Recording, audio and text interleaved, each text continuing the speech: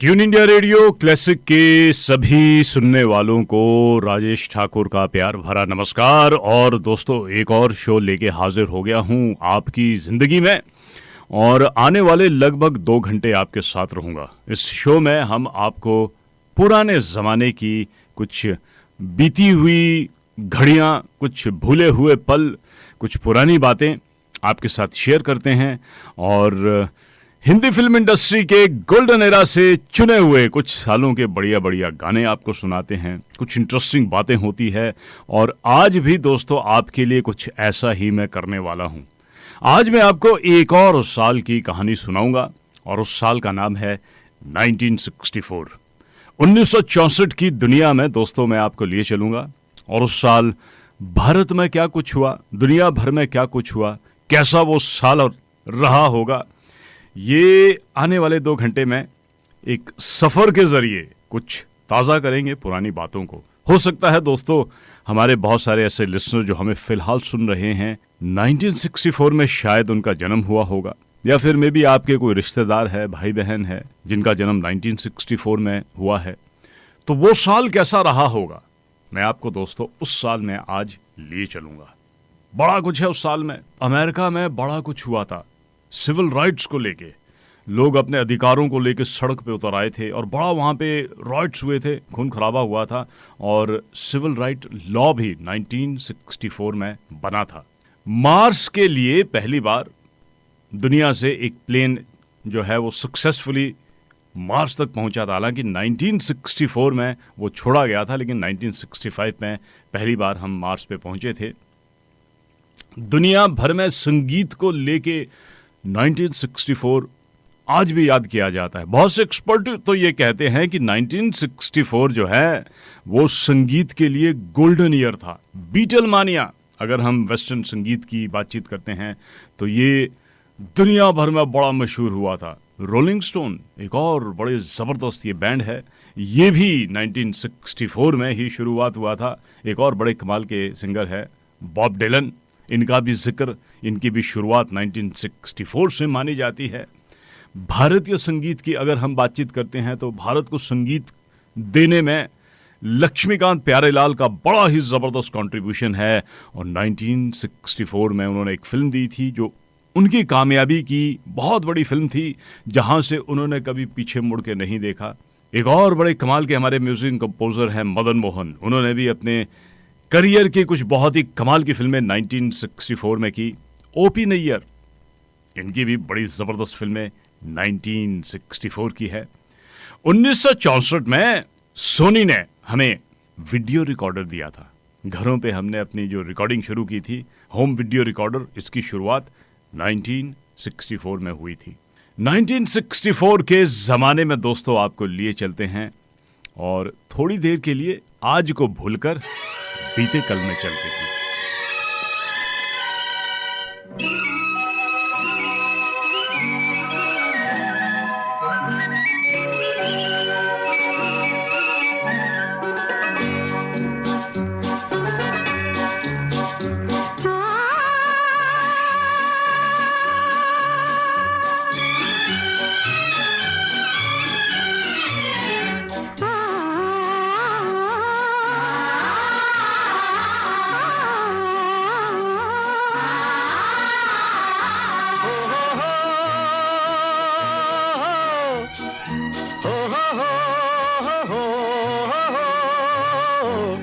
मचलती हुई हवा में छम छम हमारे संग संग चले गंगा की लहरें। मचलती हुई हवा में छम छम हमारे संग संग चले गंगा की लहरें। ज़माने से कहो अकेले नहीं हम, हमारे संग संग चली गंगा की लहरें। ज़माने से कहो अकेले नहीं हम, हमारे संग संग चली गंगा की लहरें।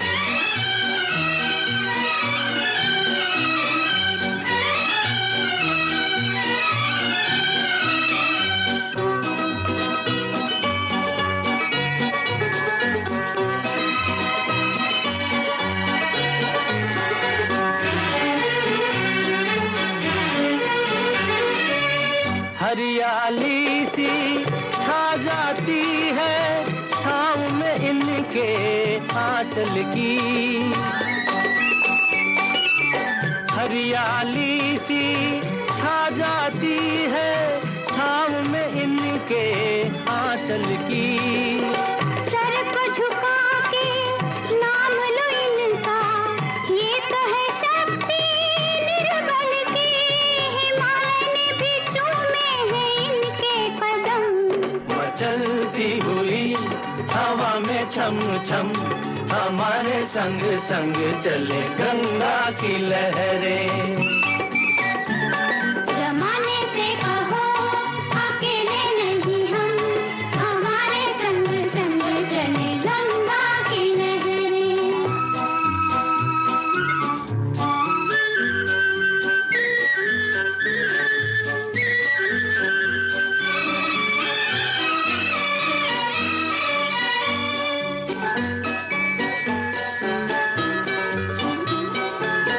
सुख में डूबा तन मन उसका, आया जो इनके आंगन में। सुख में डूबा तन मन उसका, आया जो इनके आंगन में। प्यार का पहला दर्पण देखा दुनिया ने इनके दर्शन में। ये यूं ही नहीं खाते हम इनकी कसम।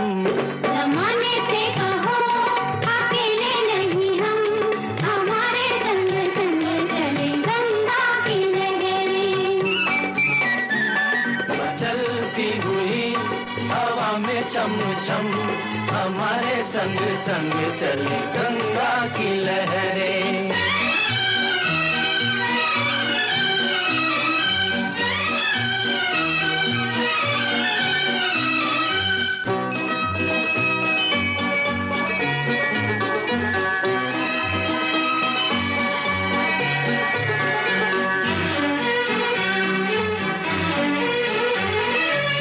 साथ दिया है इन लहरों ने जब सबने मुंह फेर लिया। साथ दिया है इन लहरों ने जब सबने मुंह फेर लिया। और कभी जब गम की जलती धूप ने हमको घेर लिया, तो इनके ही कदमों में झुक गए हम। मचलती हुई हवा में छम छम हमारे संग संग चले गंगा की लहरें। जमाने से कहो अकेले नहीं हम, हमारे संग संग चले गंगा की लहरें। दोस्तों, बुधवार का दिन था 1964 जब दुनिया ने 1964 को सेलिब्रेट किया था। हैप्पी न्यू ईयर जिसे हम कहते हैं, पहला दिन बुधवार के दिन 1964 की शुरुआत हुई थी और 1964 लीप ईयर भी था।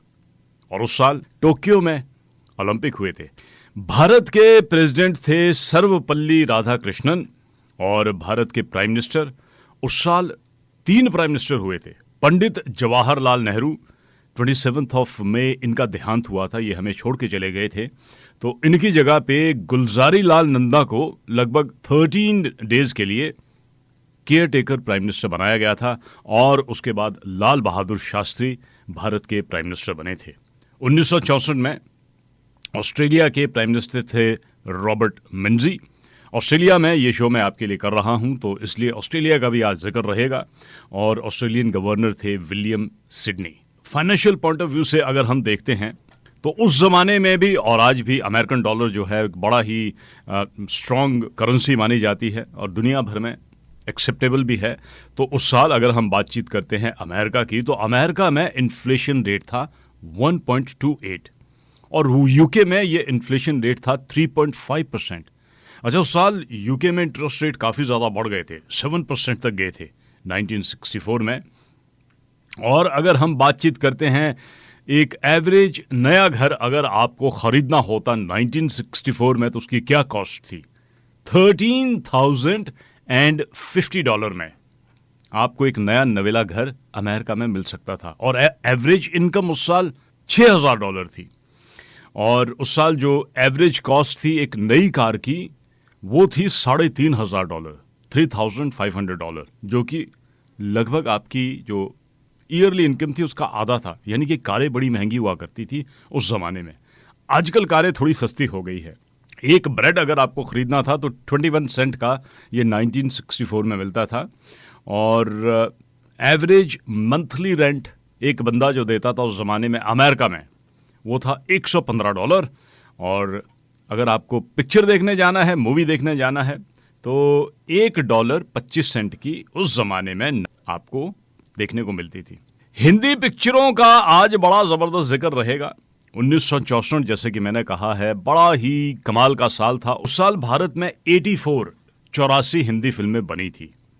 और जिन फिल्मों को बॉक्स ऑफिस पे सबसे ज़्यादा पसंद किया गया था, संगम, वैजयंती माला, राज कपूर और राजेंद्र कुमार इस फिल्म की स्टारकास्ट, ये बॉक्स ऑफिस पे उस साल लोगों ने बहुत पसंद की थी। बड़ी इंटरेस्टिंग इस फिल्म की कहानी और इस फिल्म के बारे में थोड़ा मैं आपको बताऊंगा। दूसरे नंबर पर जो फिल्म रही थी उस फिल्म का नाम था आई मिलन की बेला। राजेंद्र कुमार, सायरा बानो और धर्मेंद्र इस फिल्म की स्टारकास्ट थे। तीसरे नंबर पर जो फिल्म रही थी, इस फिल्म के बारे में लोगों ने सोचा भी नहीं था कि ये इतनी बड़ी फिल्म बनेगी। बहुत ही नई नवेली कास्ट थी। इन कास्ट के बारे में कोई नहीं जानता था, इस डायरेक्टर के बारे में कोई ज़्यादा नहीं जानता था। फिल्म का नाम था दोस्तों दोस्ती। सुशील कुमार, सुधीर कुमार, संजय खान और उमा राजू इस फिल्म की स्टारकास्ट। इस स्टारकास्ट के बारे में कोई नहीं जानता था, लेकिन इस फिल्म की कहानी और इस फिल्म का संगीत, लक्ष्मीकांत प्यारेलाल इससे पहले भी कुछ फिल्मों का संगीत दे चुके थे, लेकिन इस फिल्म से वो एक ऐसे संगीतकार बने जिन्होंने पीछे मुड़कर नहीं देखा और बहुत ही कमाल का संगीत उन्होंने हमें दिया।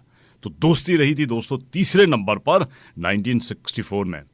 चौथे नंबर पर जो फिल्म बॉक्स ऑफिस पे बहुत ज़्यादा पसंद की थी, उस फिल्म का नाम था जिद्दी। जॉय मुखर्जी और आशा पारेख इस फिल्म की स्टारकास्ट। पांचवें नंबर पर फिल्म राजकुमार, शम्मी कपूर, साधना इस फिल्म की स्टारकास्ट। छठे नंबर पर फिल्म रही थी कश्मीर की कली, शम्मी कपूर और शर्मिला टैगोर। शर्मिला टैगोर ने अपने करियर की शुरुआत 1964 में की थी इस फिल्म के जरिए।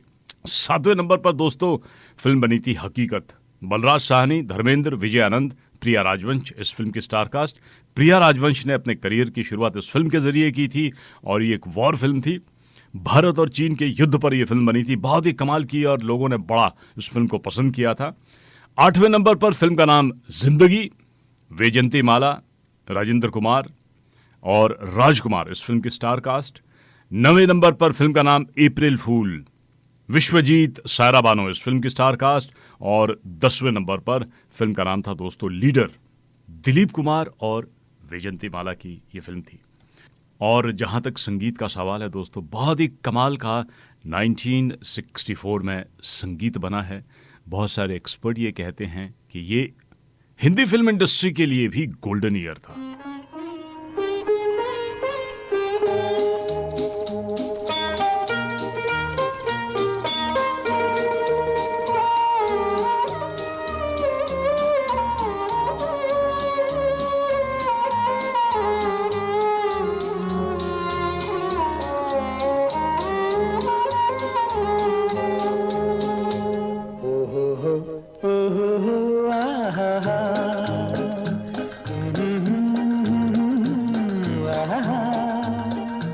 ये देख के दिल झूमा, ले प्यार ने अंगड़ाई, दीवाना हुआ बादल, सावन की घटा छाई।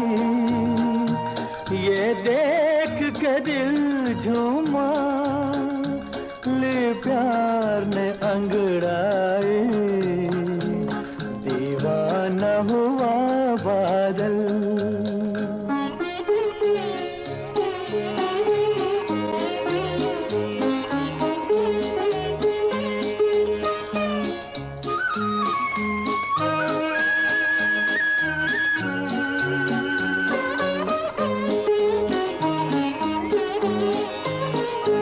ऐसी तो मेरी तकदीर न थी, तुम सा जो कोई महबूब मिले। दिल आज खुशी से पागल है, दिल आज खुशी से पागल है। ऐ जान वफा तुम खूब मिले, ऐ जान वफा तुम खूब मिले। दिल क्यों न बने पागल, क्या तुमने अदा पाई, ये देख के दिल झूमा, ले प्यार में अंगड़ाई, दीवाना हुआ बादल।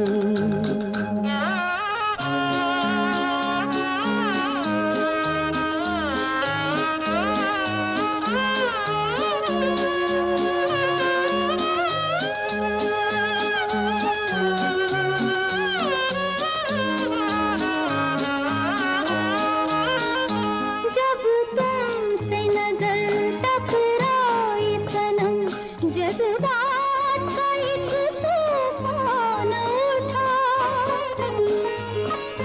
तिनके की तरह मैं बह निकली,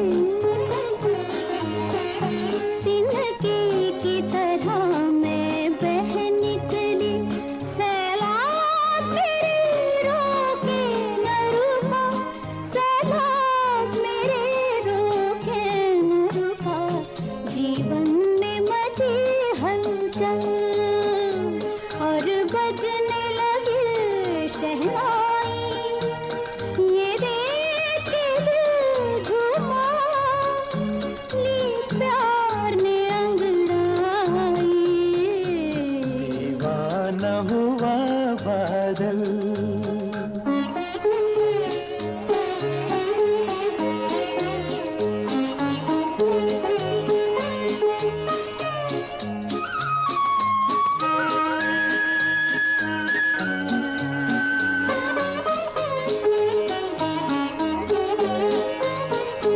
है आज नए अरमानों से आबाद मेरे दिल की नगरी।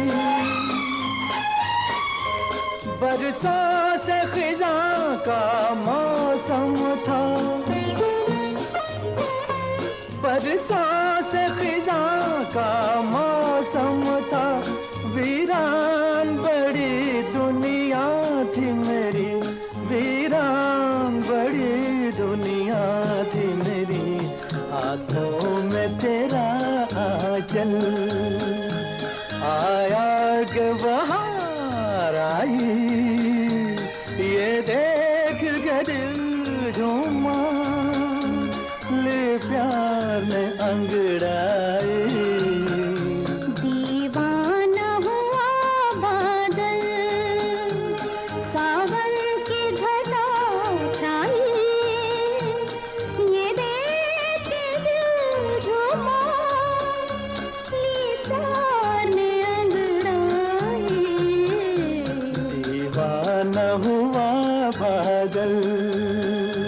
सावन की घटा छाई, ये देख के दिल झूमा, ले प्यार में अंगड़ाई, दीवाना हुआ बादल।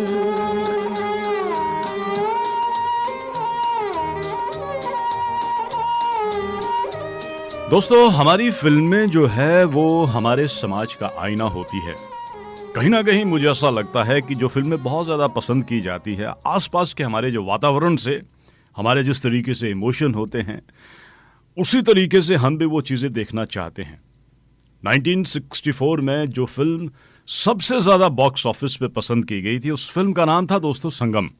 और ये फिल्म आई थी जून के महीने में, 18 जून को ये फिल्म रिलीज़ हुई थी। अच्छा, ये वो साल था और ये वो समय था भारत में जब थोड़ी उदासी छाई हुई थी।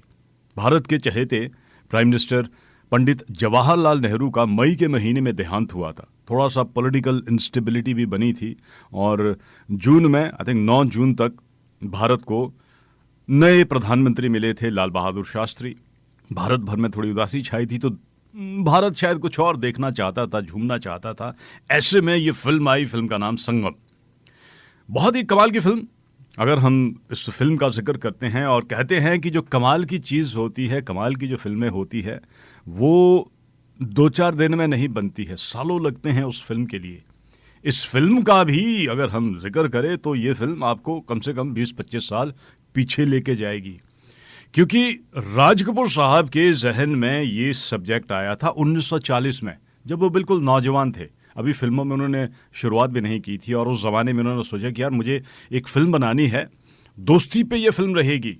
1964 वैसे दोस्ती के लिए भी जाना जाता, उस साल दोस्ती को लेके बहुत सारी फिल्में बनी।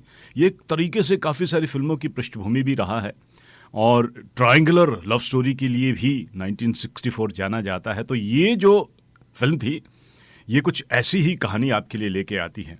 तो 1940 में उनके जहन में ये बात आई थी, और 1948 में जब राज कपूर साहब ने फिल्म आग बनाई, तो उस फिल्म की मेकिंग के दौरान उन्होंने अपने उस आइडिया को एक रूप दिया और इंदिर राज आनंद से एक कहानी लिखवाई, दो दोस्तों की कहानी, और जिन्हें एक महिला से प्यार हो जाता है। और उन्होंने डिसाइड किया कि इस फिल्म में वो खुद काम करेंगे और साथ में लेंगे दिलीप कुमार और नरगिस को।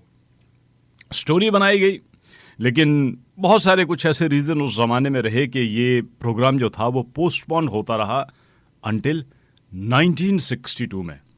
1962 में इन्होंने इस फिल्म का टाइटल भी बदल दिया। 40s में इस फिल्म का टाइटल उन्होंने रखा था घरौंदा, और 1962 में इन्होंने इस फिल्म का टाइटल रखा संगम। दोबारा से इन्होंने दिलीप कुमार साहब और नरगिस को अप्रोच किया कि देखिए हमारी ये फिल्म है, जो उस ज़माने में हमने बात की थी, अब समय के साथ ये नहीं हो पाया, लेकिन अब मैंने ये डिसाइड किया है कि बाकी सारे काम काज छोड़कर मैं इस फिल्म को बनाऊंगा। तो दिलीप कुमार साहब अग्री तो हुए इसमें काम करने के लिए, लेकिन उनकी एक कंडीशन थी। हालांकि राज कपूर ने कहा कि भाई 2 इसमें कैरेक्टर है, आपको जो मर्जी करना है आप कीजिएगा। तो दिलीप कुमार ने कहा कि मेरी एक कंडीशन है, और कंडीशन ये है कि इस फिल्म की जो फाइनल कॉपी होगी वो मैं एडिट करूंगा।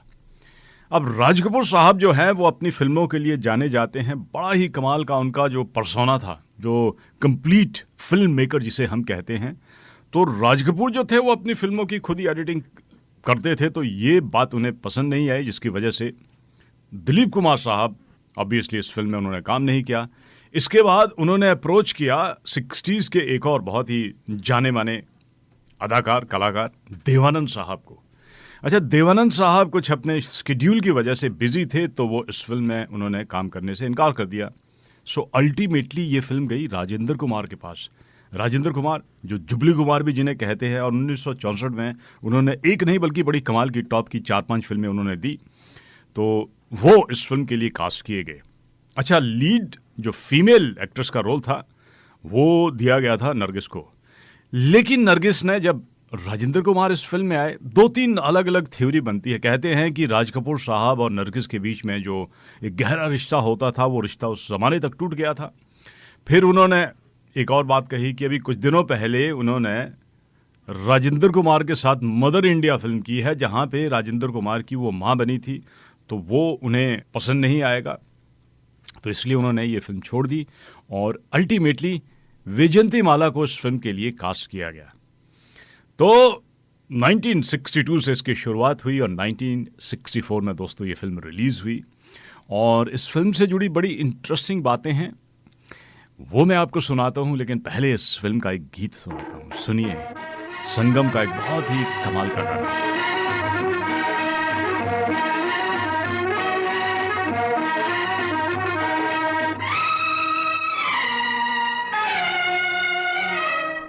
हर दिल जो प्यार करेगा वो गाना गाएगा, हर दिल जो प्यार करेगा वो गाना गाएगा।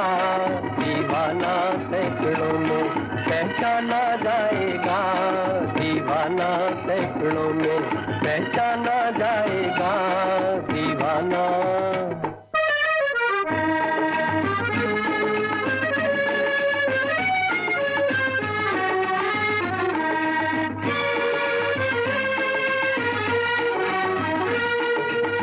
आप हमारे दिल को चुरा कर आँख चुराए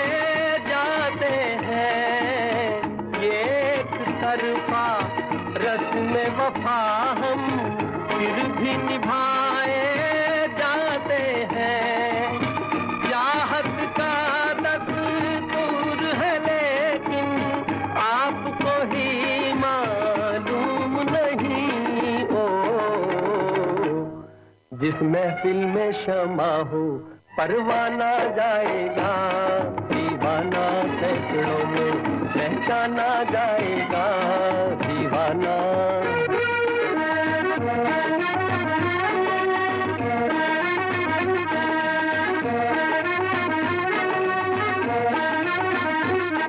हर दिल जो प्यार करेगा वो गाना गाएगा, दीवाना सैकड़ों में पहचाना जाएगा, दीवाना।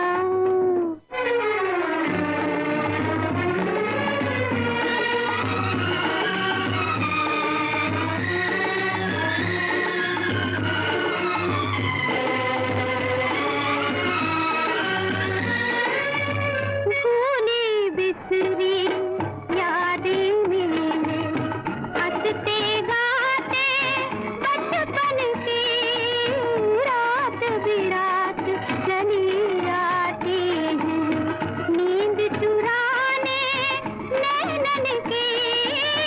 अब कह दूंगी करते करते कितने सावन बीत गए हो, जाने कब इन आँखों का शर्माना जाएगा, दीवाना सैकड़ों में पहचाना जाएगा, दीवाना।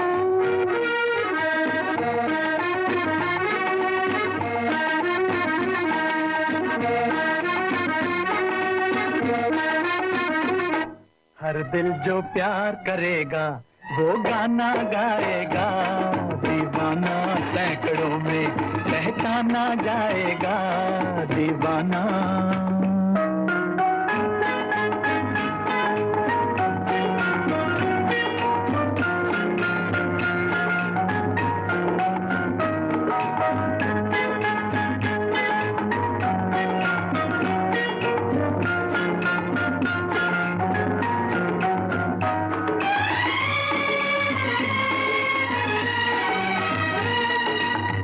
अपनी अपनी सबने कह ली लेकिन हम चुपचाप रहे, दर्द पर आया जिसको प्यार वो क्या अपनी बात कहे, खामोशी का ये अफसाना रह जाएगा बाद मेरे। अपना के हर किसी को बेगाना जाएगा, दीवाना सैकड़ों में पहचाना जाएगा, हर दिल जो प्यार करेगा वो गाना गाएगा, दीवाना सैकड़ों में पहचाना जाएगा, दीवाना। संगम 1964 की सबसे बड़ी हिट फिल्म उस जमाने में बनी थी। मुझे याद है, अब 1964 में मेरा जन्म तो नहीं हुआ था, लेकिन मैंने ये फिल्म देखी थी एग्जैक्टली सन तो मुझे याद नहीं, लेकिन लेट 70s या अर्ली 80s में शिमला में रिट्स थिएटर में माताजी के साथ जाके हमने ये फिल्म देखी थी। हमारी माताजी फिल्मों की बड़ी शौकीन थी और कभी कभी हमें भी वो फिल्म दिखाने के लिए ले जाती थी, तो मैंने उनके साथ ये फिल्म देखी थी और मैं इस फिल्म को लेके बड़ा एक्साइटेड था। दो चीज़ें मुझे बड़ी अच्छी इस फिल्म की लगी थी।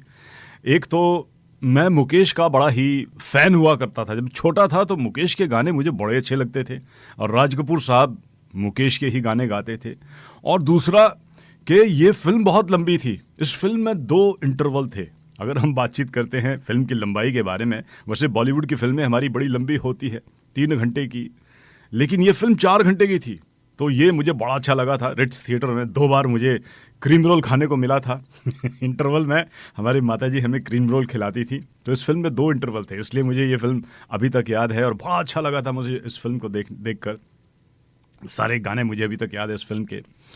अच्छा, संगम जो है वो राज कपूर साहब की पहली कंप्लीट कलर फिल्म थी। उससे पहले इन्होंने जो फिल्में बनाई थी उसमें थोड़े थोड़े कलर सीन हुआ करते थे, लेकिन ये फिल्म अपने आप में पूरी कंप्लीट एक कलर फिल्म थी। टेक्निकलर फिल्म थी और अपनी लेंथ के लिए जानी जाती है, और आज ये फिल्म एक क्लासिक फिल्म है। ओवरसीज भी ये फिल्म रिलीज हुई थी। राज कपूर साहब की फिल्में जो थी वो भारत ही नहीं, भारत के बाहर भी चलती थी। 1964 में भारत के साथ साथ ये सोवियत यूनियन में भी रिलीज हुई थी, जिसके साथ साथ टर्की, बुल्गारिया, ग्रीस और हंगरी में 1968 में ये फिल्म रिलीज की गई थी। अच्छा दोस्तों, अगर हम इस फिल्म की कहानी की बातचीत करते हैं, जो कहानी 1940 में लिखी गई थी वो 1964 में आके पर्दे पे लोगों ने देखी थी। जैसे कि मैंने कहा, कभी कभी हम जो है वो इस माहौल में होते हैं कि कुछ और देखना चाहते हैं। शायद 1964 के ज़माने में भारत कुछ उस दौर से गुजर रहा था, लोगों ने इस फिल्म को बड़ा पसंद किया। कहानी इस फिल्म की दो दोस्तों की कहानी थी। दो दोस्त नहीं बल्कि तीन दोस्तों की कहानी थी। ये दो लड़के और एक लड़की बचपन से लेके इकट्ठे रहते थे, बड़े होते हैं, और जब बड़े होते हैं तो इनमें से एक दोस्त जो है राज कपूर, और उनको प्यार हो जाता है वैजयंती माला से जो उनकी दोस्त है, और दूसरे दोस्त राजेंद्र कुमार जिनको प्यार वैजयंती माला से। तो दो दोस्तों को अपनी जो महिला फ्रेंड है उससे प्यार हो जाता है। इकट्ठे बड़े हुए थे, बड़े अच्छे दोस्त होते सारे। तो होता ये है कि इसमें राज कपूर पहले जो है अपने प्यार का इजहार करते हैं अपने दोस्त वो गोपाल को बताते हैं। गोपाल जो नाम है राजेंद्र कुमार का, और सुंदर नाम है राज कपूर का, और वैजयंती माला का नाम है राधा।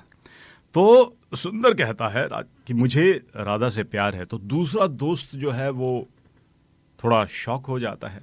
हालांकि वैजयंती माला और राजेंद्र कुमार एक दूसरे से प्यार करते हैं, लेकिन दोस्ती के लिए फिल्म जानी जाती है, और दोस्त के लिए जो त्याग होता है वो कहीं ना कहीं राजेंद्र कुमार के जहन में आता है, और वो थोड़ी अपनी दूरी बना के रखते हैं, बनाना शुरू कर देते हैं, जो वैजयंती माला को समझ में नहीं आता है।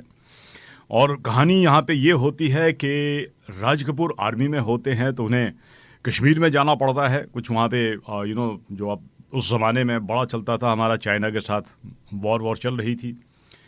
तो ये अपने दोस्त को कहते हैं कि देखिए, जब मैं वापस आऊँगा तो मेक श्योर कि तुम वैजयंती माला का, मेरी राधा का ध्यान रखो। और ये चले जाते हैं अपना आर्मी की ड्यूटी के लिए। अब कुछ वहाँ पे समाचार ऐसा आता है कि लड़ाई झगड़े में उनका जो प्लेन जो था वो क्रैश हुआ है, और जो मरने वालों की लिस्ट है उसमें राज कपूर का नाम भी होता है।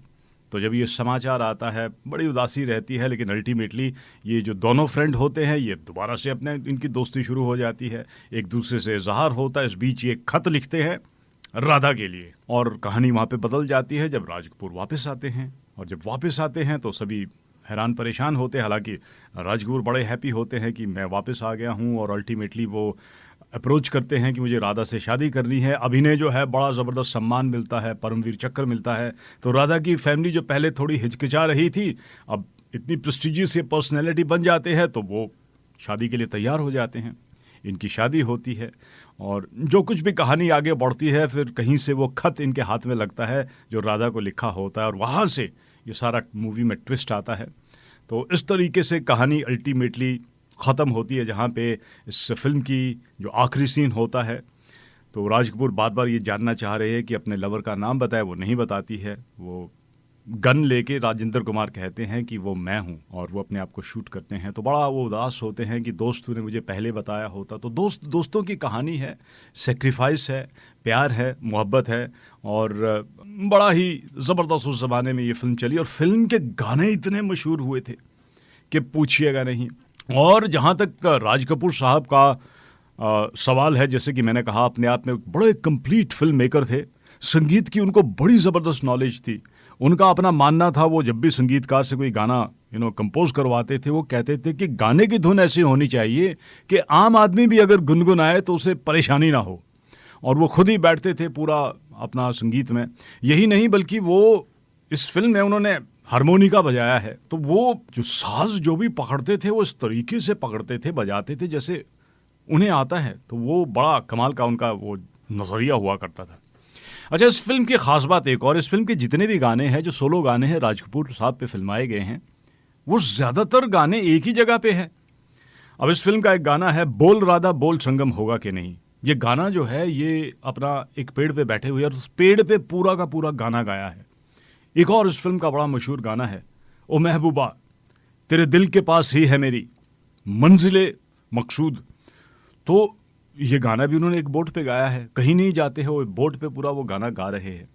एक और बड़ा मशहूर इस फिल्म का गाना है कि दोस्त दोस्त ना रहा, प्यार प्यार ना रहा, जिंदगी हमें तेरा एतबार ना रहा। ये भी पूरा का पूरा उन्होंने एक पियानो पे गाना गाया है। तो राज कपूर की खास बात ये थी कि उनके जो फेशियल एक्सप्रेशंस होते थे वो इतने कमाल के होते थे कि आपको लगता ही नहीं था। आजकल तो गीत बनते हैं, पता नहीं 50 डिफरेंट लोकेशन पे आपको ले जाते हैं, ये डांस वो डांस, ये मूव वो मूव, 1 मिनट के अंदर अंदर इतने कट लग जाते हैं कि समझ में नहीं आता कि हो क्या रहा है। लेकिन ये कैसे एक्टर थे कि वो एक ही जगह पे बैठते थे और जो एक्सप्रेशंस होते थे वो उनके चेहरे पे होते थे। ये कमाल का था राज कपूर साहब का। तो दोस्तों, बॉक्स ऑफिस पे इस फिल्म ने बहुत ही कमाल किया था और गाने इस फिल्म के बड़े मशहूर हुए सालों सालों तक। और इवन आज भी जब कभी भी वो गीत बजते हैं तो हमारे कदम रुक जाते हैं। ओ महबूबा, ओ महबूबा, तेरे दिल के पास ही है मेरी मंजिल मकसूद। तेरे दिल के पास ही है मेरी मंजिल मकसूद। वो कौन सी महफिल है जहाँ तू नहीं मौजूद। वो कौन सी महफिल है जहाँ तू नहीं मौजूद। ओ महबूबा, ओ महबूबा, तेरे दिल के पास ही है मेरी मंजिल मकसूद। तेरे दिल के पास ही है मेरी मंजिल मकसूद।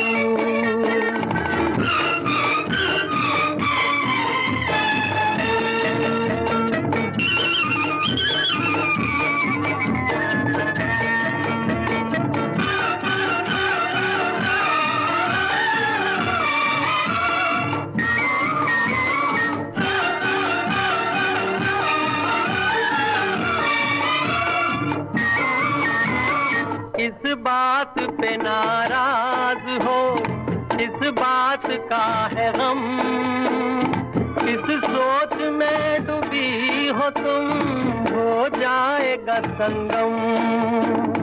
इस बात पे नाराज हो, इस बात का है गम, इस सोच में डूबी हो तुम, हो जाएगा संगम। ओ महबूबा, ओ महबूबा, तेरे दिल के पास ही है मेरी मंजिल मकसूद। तेरे दिल के पास ही है मेरी मंजिल मकसूद।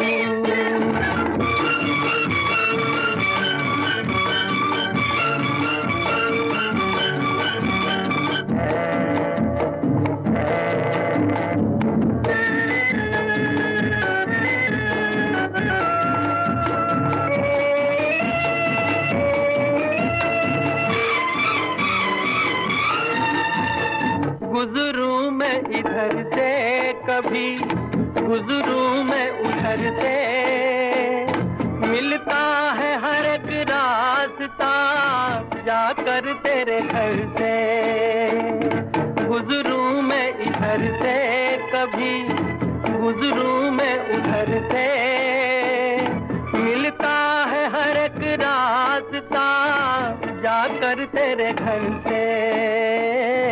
ओ महबूबा, ओ महबूबा, तेरे दिल के पास ही है मेरी मंजिल मकसूद। तेरे दिल के पास ही है मेरी मंजिल मकसूद।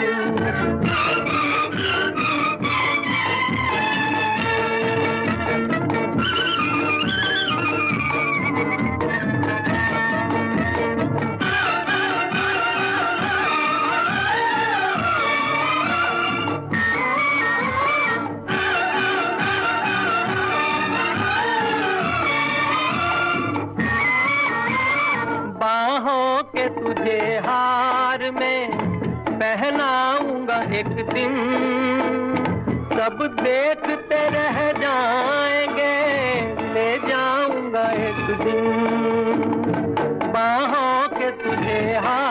सिर में पहनाऊंगा एक दिन, सब देखते रह जाएंगे, ले जाऊंगा एक दिन। ओ महबूबा, ओ महबूबा, तेरे दिल के पास ही है मेरी मंजिल मकसूद। वो कौन सी महफिल है जहाँ तू नहीं मौजूद। ओ महबूबा, ओ महबूबा, तेरे दिल के पास ही है मेरी मंजिल मकसूद।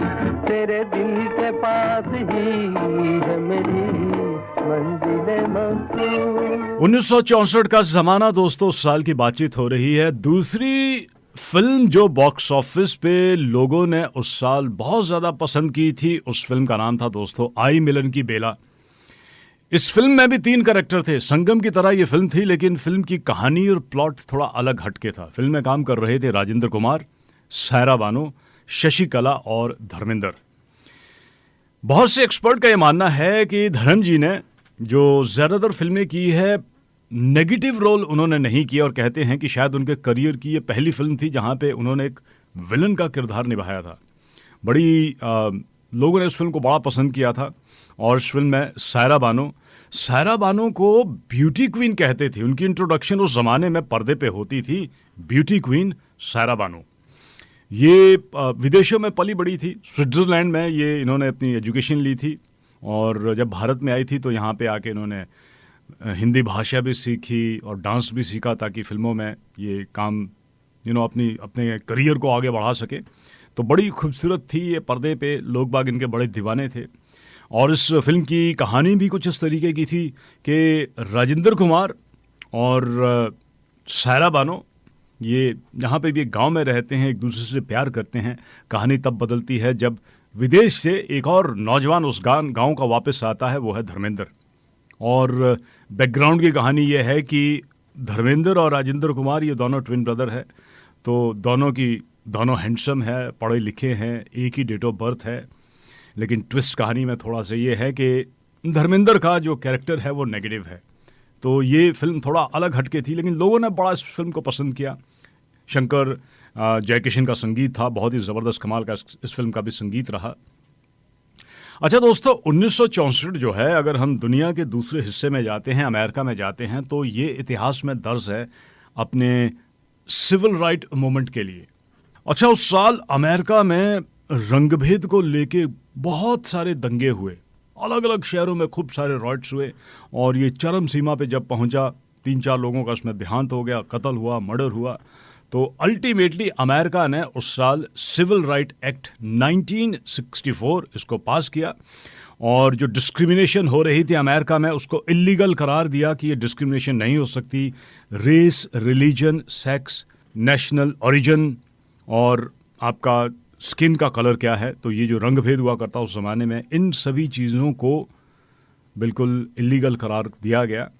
हालांकि जो दंगे थे उस साल वो कम तो नहीं हुए, लेकिन सिविल राइट मूवमेंट में ये एक बहुत ही इम्पॉर्टेंट और बहुत ही अहम कदम माना जाता है, जो अमेरिका में 1964 में उठाया था। और समय लगा दुनिया में बहुत सारी जगहों पे जो रंग भेद आज भी शायद कहीं ना कहीं थोड़ा बहुत होता है, लेकिन ये बहुत ही अहम कदम अमेरिका ने उस साल उठाया था। और 1964 सिविल राइट एक्ट के लिए भी याद किया जाता है।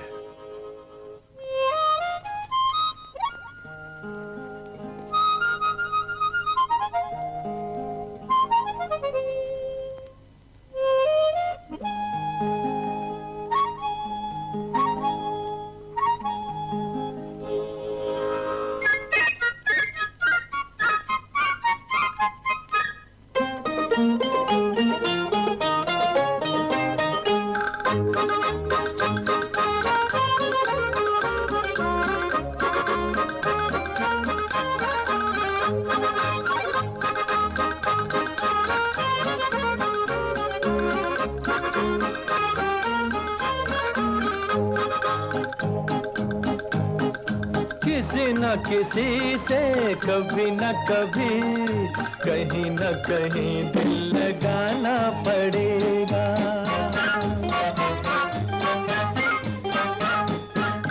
किसी न किसी से कभी न कभी कहीं न कहीं दिल लगाना पड़ेगा।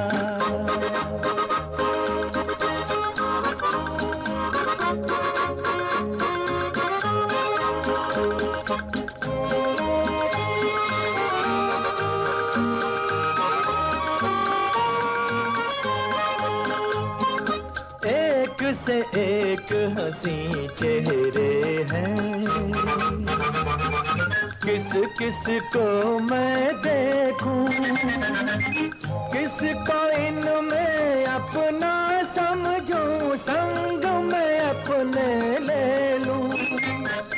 कोई रंगीली छैल छबीली, कोई रंगीली रसीली छैल छबीली आज मेरी जिंदगी में आके रहेगी।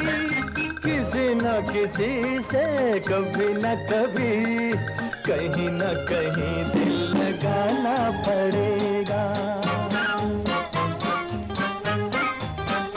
ओ, किसी न किसी से कभी न कभी कहीं न कहीं दिल लगाना पड़ेगा।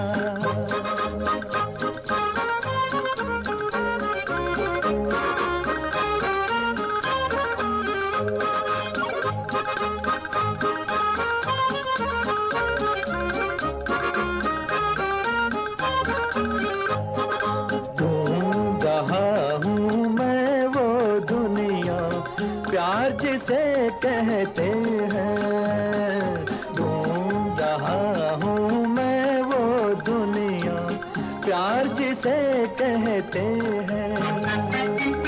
कौन वो किस्मत वाले हैं जो लोग वहाँ रहते हैं। मुझको मेरे दिल लेके वहीं चल, मुझको मेरे दिल लेके वहीं चल। आए जहाँ हाथ कोई रेशमिया चल, किसी न किसी से कभी न कभी कहीं न कहीं दिल लगाना पड़ेगा। किसी न किसी से कभी न कभी कहीं न कहीं दिल लगाना पड़ेगा।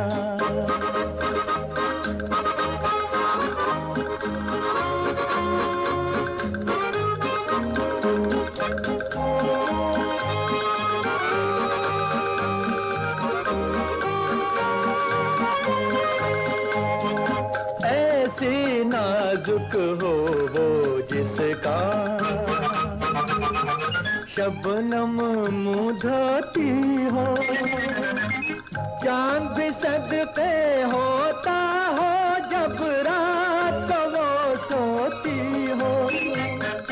आँख शराबी गाल गुलाबी, आँख शराबी शराबी गाल गुलाबी, प्यार से सवार दे जो जिंदगी मेरी। किसी न किसी से कभी न कभी कहीं न कहीं दिल लगाना पड़ेगा। किसी न किसी से कभी न कभी कहीं न कहीं दिल लगाना पड़ेगा। मोहम्मद रफ़ी की आवाज़, ओपी नैयर का संगीत, बहुत ही कमाल की फिल्म कश्मीर की कली का ये गाना हमने आपको सुनाया। 1964 की दोस्तों बातचीत हम कर रहे हैं। अच्छा, उस साल ऑस्ट्रेलिया में क्या हुआ? ऑस्ट्रेलिया में भी कुछ बड़ी कमाल की चीज़ें हुई थी। 1964 में ऑस्ट्रेलिया की एक बहुत ही प्रेस्टिजियस यूनिवर्सिटी है मकॉरी यूनिवर्सिटी, इसकी शुरुआत हुई थी। न्यू साउथ वेल्स की गवर्नमेंट ने मकॉरी पार्क में इस यूनिवर्सिटी की शुरुआत की, जो मे बी अब बच्चे आपके वहाँ पे पढ़ते हैं या आपने वहाँ से स्टडी की है। 1964 में ये यूनिवर्सिटी बनी थी और 1964 में ही बैंक ऑफ NSW, जो अब वेस्टपैक के नाम से जाना जाता है, अब उससे पहले जो टेलर होते हैं, बैंक टेलर, वो मेल ही हुआ करते थे। जूडी इस महिला का नाम था। ये बनी थी पहली महिला टेलर बैंक ऑफ NSW में। और उसी साल ऑस्ट्रेलिया में सिडनी रेल नेटवर्क ने डबल कैरेज ये इसकी शुरुआत की थी, ये टेस्ट करना शुरू किया था। उससे पहले सिंगल कैरेज हुआ करते थे। सिडनी रेल नेटवर्क, जो कि सिडनी, न्यूकासल और वोलोंगों, ये न्यू साउथ वेल्स की 3 सबसे बड़े सिटीज़ है, इन सिटीज़ को कनेक्ट करता है, यहाँ पे चलती है। और अब इसका नाम बदल के हो गया है सिडनी ट्रेन्स। तो डबल डेकर की शुरुआत 1964 में हुई थी। और दुनिया का एक और हिस्सा है जिसे हम इटली कहते हैं। इटली में एक बहुत ही खूबसूरत मीनार है, इस मीनार का नाम है टावर ऑफ पिज़ा। अभी हाल ही में वहाँ पे गया था, बड़ा ही खूबसूरत ये एक टावर है। और कहानी इस टावर की ये है कि 12वीं शताब्दी में जब इसको बनाना शुरू किया था तो जो बेस होता है वो शायद इतना पक्का नहीं था, क्योंकि वहाँ पे किसी ज़माने में शायद रेत वेत हुआ करती होगी। तो अपनी तरफ से तो जो काम करने वाले उन्होंने बड़ा ज़बरदस्त काम धाम किया, लेकिन कुछ ही सालों बाद उन्होंने रियलाइज़ किया कि हमने टावर तो बना रहे हैं लेकिन वो एक तरफ को झुका हुआ है। और शायद तब तक बड़ी देर हो चुकी थी, क्योंकि 4-5 इसकी मंजिल बन गई थी। हालांकि इसको बनने में 200 साल लगे थे। ये 12वीं और 13वीं शताब्दी में बना हुआ है और समय के साथ साथ इसमें बड़ा झुकाव आता रहा। 1964 में इटली की सरकार ने दुनिया से रिक्वेस्ट किया था कि भाई आइए ज़रा हमारी हेल्प कीजिए, हमारा मीनार जो है वो गिर रहा है। और बड़ा ज़बरदस्त इस पर काम धाम हुआ था और इसको स्टेबलाइज़ किया गया। तो एक अपने आप में बड़ी कमाल की ये बिल्डिंग है। तो 1964 इसके लिए भी जाना जाता है।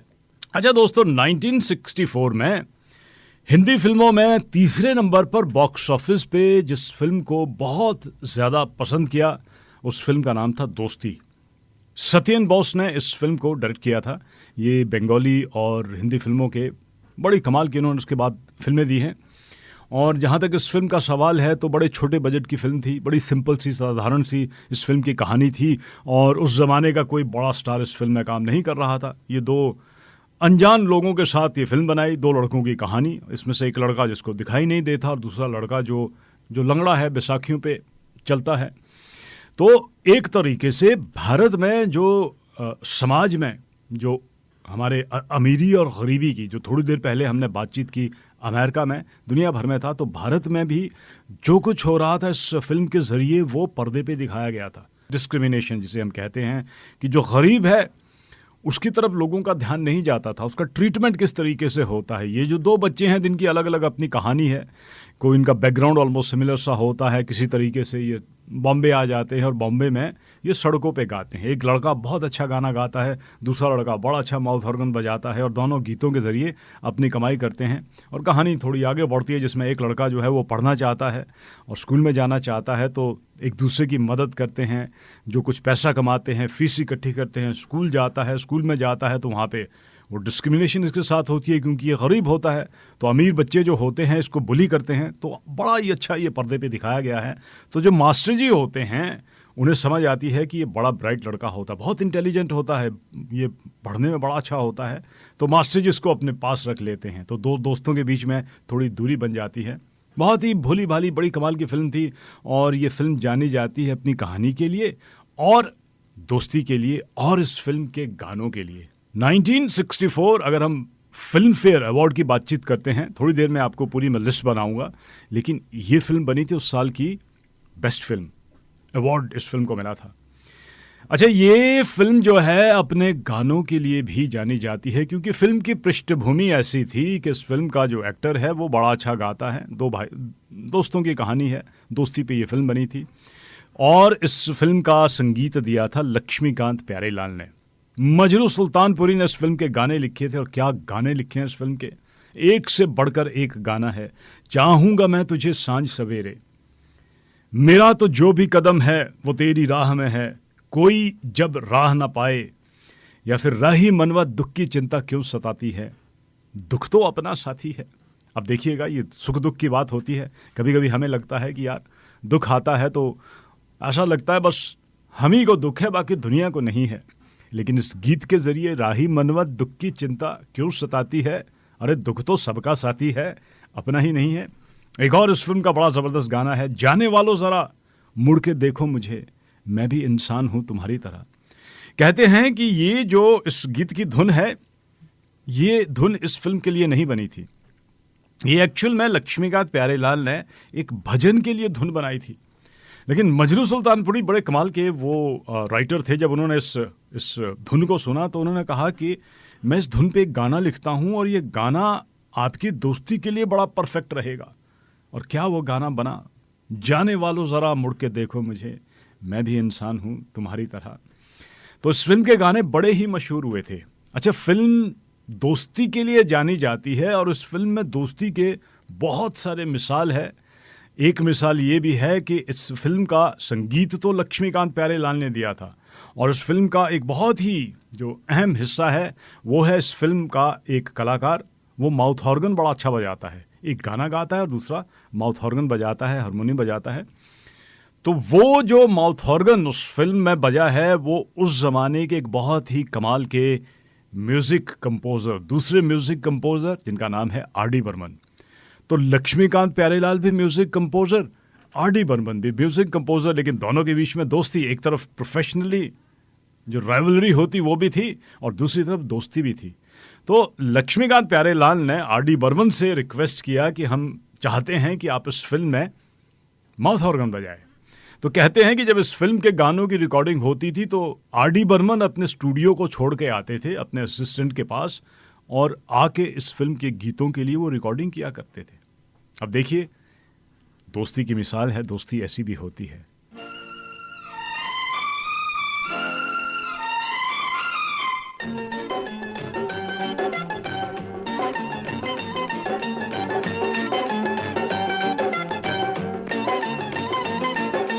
कोई जब राह न पाए मेरे संग आए के पग पग दीप जलाए।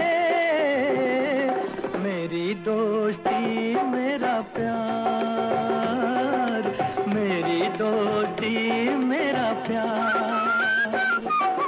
कोई जब राह न पाए मेरे संग आए के पग पग दीप जलाए। मेरी दोस्ती मेरा प्यार, मेरी दोस्ती मेरा प्यार।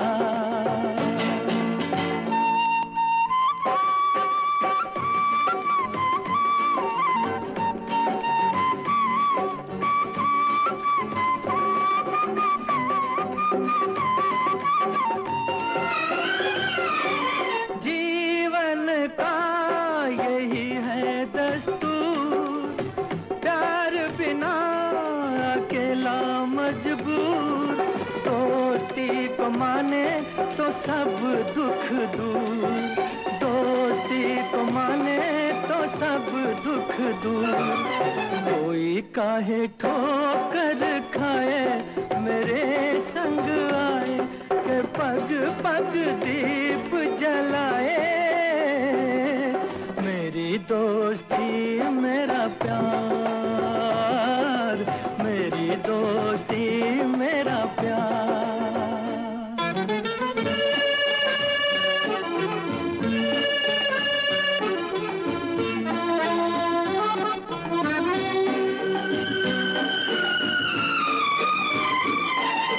दोनों के हैं रूप हजार, पर मेरी सुने जो संसार। दोस्ती है भाई तो बहना है प्यार, दोस्ती है भाई तो बहना है प्यार। कोई मत नैन चुराए मेरे संग आए के पग पग दीप जलाए। मेरी दोस्ती मेरा प्यार, मेरी दोस्ती मेरा प्यार।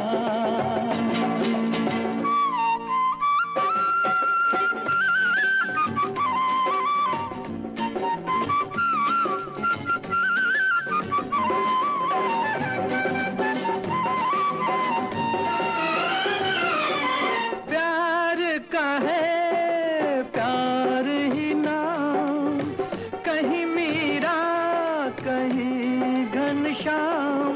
दोस्ती का यारो नहीं कोई धाम, दोस्ती का यारो नहीं कोई धाम। कोई कहीं दूर न जाए मेरे संग आए के पग पग दीप जलाए, मेरी दोस्ती मेरा प्यार, मेरी दोस्ती मेरा प्यार। कोई जब राह न पाए मेरे संग आए, के पग पग दीप जलाए, मेरी दोस्ती मेरा प्यार, मेरी दोस्ती मेरा प्यार। 1964 दोस्तों मार्टिन लूथर किंग जूनियर के लिए भी याद किया जाता है। उस साल जैसे कि मैंने आपको बताया अमेरिका में बहुत सारे राइट्स हुए थे, बड़े दंगे वहाँ पे हुए थे, लेकिन ऐसे में मार्टिन लूथर किंग जूनियर को याद किया जाता है अपने नॉन वायलेंट मूवमेंट के लिए। ये जो बड़ा ज़बरदस्त इन्होंने काम किया था उस ज़माने में, और अल्टीमेटली इन्हें नोबेल पीस प्राइज़ मिला था 1964 में, और उस ज़माने में या अपने ज़माने के ये one of the youngest recipient रहे हैं। इनकी उम्र सिर्फ 35 साल की थी जब उन्होंने बड़ा ज़बरदस्त नॉन वायलेंट मूवमेंट अमेरिका में किया था, और सिविल राइट्स को लेके, अधिकारों को लेके इतने खूब सारा काम किया था, और इन्हें लगभग $55,000 का जो प्राइज़ मिला था, ये कुल मिला के उन्होंने अपने सिविल राइट मूवमेंट में वापस इन्वेस्ट किया था। अच्छा, उस साल कुछ बड़ी जो मज़ेदार बातें हैं, उन मज़ेदार बातों में एलिजाबेथ टेलर का नाम भी है। ये एक बहुत ही खूबसूरत अभिनेत्री उस ज़माने में हॉलीवुड में हुआ करती थी। इन्होंने 8 शादियां की थी, लेकिन इनके सिर्फ 7 हस्बैंड थे, क्योंकि एक ही बंदे से इन्होंने 2 बार शादी की थी। इनका नाम है रिचर्ड बर्टन। ये भी बड़े कमाल के हॉलीवुड के एक्टर हुआ करते थे। तो 1964 में पहली बार इन्होंने शादी की थी, उसके बाद इनका डिवोर्स हो गया था, और फिर कुछ सालों बाद दोबारा से इन्होंने शादी की, फिर दोबारा से इनका डिवोर्स हुआ। कहते हैं कि इनकी पहली मुलाकात आई थिंक 1961 में क्लियोपाट्रा के सेट पे हुई थी, जहां इनको एक दूसरे से प्यार हो गया, और 2-3 साल लगे। अल्टीमेटली 1964 में इन दोनों ने शादी की थी। अच्छा दोस्तों, 1964 की फिल्मों का जिक्र हो रहा है। एक ऐसी फिल्म है जिसका जिक्र जो है वो टॉप 10 फिल्मों में नहीं है, लेकिन एक बहुत ही कमाल की फिल्म थी, और इस फिल्म का जिक्र मैं इसलिए करूंगा क्योंकि इस फिल्म के एक गाने को लेके, ये गाना भी आपके टॉप 10 में कहीं मिलेगा नहीं। हुआ ये कि कुछ सालों पहले एक बहुत ही प्रेस्टिजियस मैगजीन है भारत में, उन्होंने एक लोगों से ऑनलाइन कॉन्टेस्ट करवाया कि देखिए हम जो है वो ऑल टाइम 100 गानों का एक लिस्ट बनाने जा रहे हैं, तो आप बताइए कि आपके फेवरेट गाने कौन से हैं। लाखों लोगों ने अपना ऑनलाइन जो है अपने फेवरेट गाने उस पर्टिकुलर मैगजीन को भेजे, और उस मैगजीन ने फिर टॉप 100 गानों की और लिस्ट बनाई, और जिस गाने को सबसे ज़्यादा लोगों ने पसंद किया था दोस्तों, वो गाना था फिल्म चित्रलेखा का। ये भी 1964 में फिल्म बनी थी। अच्छा, इस फिल्म की कहानी एक बहुत ही फिलोसॉफिकल ये फिल्म थी, हिस्ट्री से जुड़ी हुई फिल्म थी। आपको किसी मौर्य एम्पायर में ये लेके जाती थी। एक किंग की कहानी थी, एक योगी की कहानी थी, और एक नर्तकी की कहानी थी। फिल्म के गाने बड़े मशहूर हुए थे, काफ़ी फिलोसॉफिकल ये फिल्म थी। बॉक्स ऑफिस पे हालांकि इस फिल्म का कोई बड़ी ज़बरदस्त कामयाबी नहीं मिली, लेकिन फिल्म को बड़ा पसंद किया गया था। और इस फिल्म में काम कर रहे थे अशोक कुमार, मीना कुमारी और प्रदीप कुमार, और साथ में महमूद। रोशन साहब का संगीत था, और साहिर लुधियानवी ने बहुत ही कमाल के इस फिल्म के गाने लिखते थे। एक गाना बड़ा मशहूर हुआ था, संसार से भागे फिरते हो। और जिस गीत का मैं जिक्र कर रहा हूँ, जो गाना टॉप 100 में सबसे ज़्यादा लोगों ने पसंद किया, नंबर 1 पोजीशन पे वो गाना रहा था दोस्तों। उस गाने के बोल है, मन रे तू काहे न धीर धरे, वो निर्मोही मोह न जाने, जिनका मोह करे।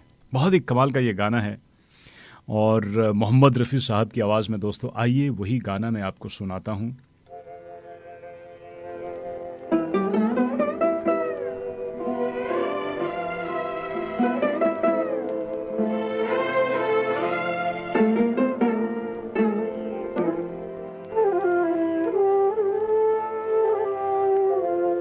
मन रे तू काहे ना धीर धरे, वो निर्मोही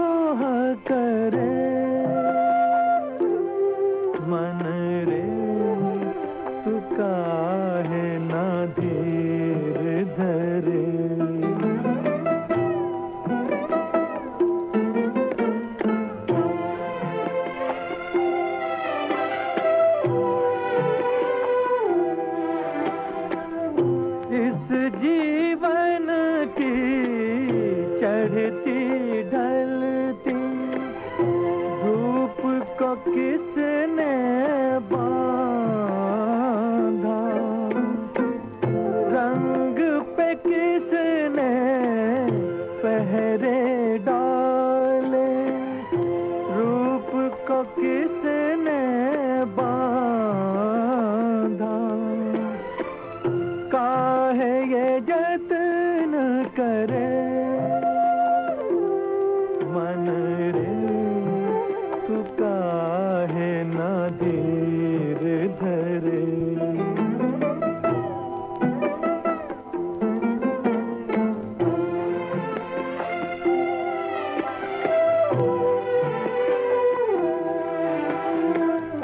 उतना ही उपकार समझ कोई जितना साथ निभा दे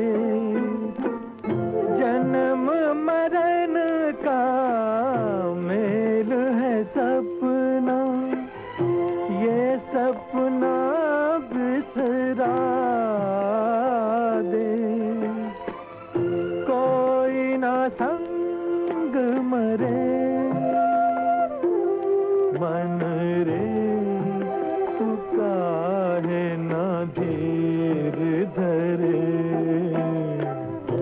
ओ निर्मोही मोह न जाने जिनका मोह करे मन रे तू काहे ना धीर धरे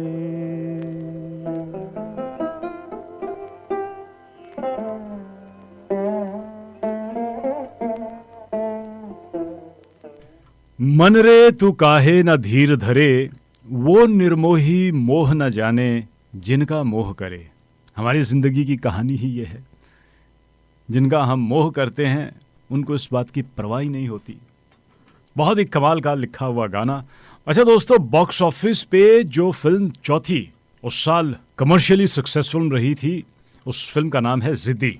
प्रमोद चक्रवर्ती ने इस फिल्म को डायरेक्ट किया था। जॉय मुखर्जी और आशा पारेख इस फिल्म में काम कर रहे थे। एस डी बर्मन साहब का संगीत, एक गाना बड़ा मशहूर हुआ था, हसरत जयपुरी ने उस गाने को लिखा था। रात का समा झूमे चंद्रमा, और आशा पारेख ने बड़ा ही कमाल का इस गाने पे डांस भी किया था। और फिल्म की कहानी भी थोड़ी अलग हटके थी, उस ज़माने की जिस तरीके की कहानियाँ आती है, लेकिन ये भी एक रोमांटिक फिल्म थी। इसमें जॉय मुखर्जी जो है वो एक तस्वीर को देखते हैं आशा पारेख की, और उस तस्वीर के चक्रों में ये एक स्टेट में जाके एक नौकरी को एक्सेप्ट करते हैं। लेकिन बाद में पता चलता है कि आशा पारेख जो है वो उनका बिहेव बड़ा अजीब व गरीब है, और प्यार मोहब्बत की कहानी है। उनकी एक बहन भी होती है, किस तरीके से कहानी आगे बढ़ती है। तो एक ज़िद्दी लड़की का किरदार इस फिल्म में आशा जी ने निभाया है। बहुत ही ज़बरदस्त ये फिल्म, लोगों ने बड़ा इस फिल्म को पसंद किया। गाने बहुत ही चले इस फिल्म के। एक और गाना जो तस्वीर को लेके, जिसका मैं जिक्र कर रहा हूँ, रफ़ी साहब ने गाया था। तेरी सूरत से नहीं मिलती किसी की सूरत, हम जहाँ में तेरी तस्वीर लिए फिरते हैं। अच्छा दोस्तों, अगर हम उस साल ऑस्ट्रेलिया का जिक्र करते हैं, 1964 में ऑस्ट्रेलिया का पहला नेशनल डेली न्यूज़पेपर भी पब्लिश हुआ था 15 जुलाई को, दी ऑस्ट्रेलियन। ये रूपक मोर्डॉक की कंपनी न्यूज़ लिमिटेड जिन्होंने ये पब्लिश किया था, और पूरे ऑस्ट्रेलिया में ये न्यूज़पेपर जाता था। टैस्मेनिया में होबार्ट में एक ब्रिज जो अपने आप में बहुत ही कमाल का ब्रिज है, इसे टैस्मेन ब्रिज भी कहते हैं, ये 1964 में बनके तैयार हुआ था, और एक शहर को दूसरे शहर से, एक कॉर्नर को दूसरे कॉर्नर से जोड़ता है। पानी के ऊपर लगभग ये 1.5 किलोमीटर का ब्रिज बना है। 5-6 लेन का ब्रिज है, और इस पर ट्रेन भी जाती है, और लोगों के पैदल चलने के लिए भी रास्ता है। तो बहुत ही कमाल का एक ये ब्रिज बना था। और उस साल ऑस्ट्रेलिया में कंपल्सरी मिलिट्री सर्विसेज की गई थी ड्यू टू इंडोनेशियन कॉन्फ्रंटेशन। तो ये कुछ इंडोनेशिया के साथ थोड़ा तकरार हुआ था ऑस्ट्रेलिया में, और उस तनाव को देखते हुए ऑस्ट्रेलियन सरकार ने कंपल्सरी कर दिया था मिलिट्री सर्विस फॉर एवरीबडी। और उस साल एक और दुर्घटना, कहूँगा ऐसे, दुर्घटना हुई थी, और ये हुई थी लीमा में।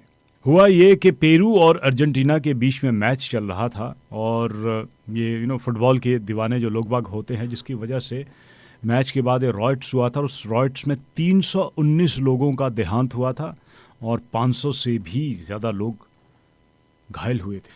अच्छा दोस्तों, उस साल एक और फिल्म आई थी जो कि टॉप 10 फिल्मों में उसका जिक्र तो नहीं है, लेकिन बहुत ही कमाल की फिल्म थी। कमर्शियली वो फिल्म इतनी ज़्यादा सक्सेसफुल नहीं रही थी, लेकिन क्रिटिकली जो हमारे क्रिटिक्स होते हैं उन लोगों ने इस फिल्म को बड़ा पसंद किया था दोस्तों। और उस फिल्म का नाम था दूर गगन की छाँव में। किशोर कुमार साहब ने इस फिल्म को लिखा था, उन्होंने इस फिल्म को डायरेक्ट किया था और वही इस फिल्म में काम कर रहे थे। ये बड़ी अच्छी कमाल की कहानी थी। एक ऐसे परिवार की कहानी थी जहाँ पे किशोर कुमार जब वापस आते हैं तो कुछ ऐसी दुर्घटना होती है, पूरा परिवार उनका उसमें जल जाता है, ख़त्म हो जाता है, और उनका जो बेटा होता है इस हादसे से उसकी ज़बान जो है वो बात करनी बंद कर देता है। तो एक बाप और बेटे के बीच की ये कहानी है। दूर गगन की छाँव में बहुत ही इमोशनल ड्रामा है। और किशोर कुमार जो उस ज़माने में फिल्में करते थे, लेकिन किशोर कुमार की फिल्में हंसी मजाक की हुआ करती थी, लेकिन ये एक बहुत ही सेंसिटिव कहानी थी। और इस फिल्म का एक गीत जो 1964 के टॉप 10 गीतों में माना जाता है, आइए दोस्तों सुनते हैं वो गाना।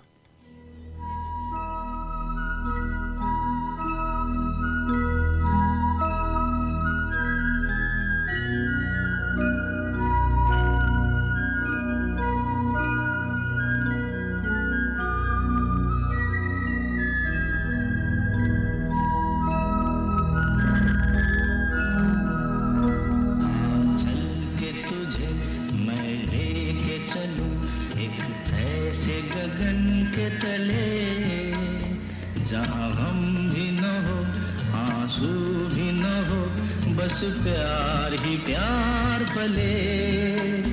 आ चल के तुझे मैं लेके चलूं एक ऐसे गगन के तले, जहाँ हम भी न हो, आंसू भी न हो, बस प्यार ही प्यार पले। एक ऐसे गगन के तले।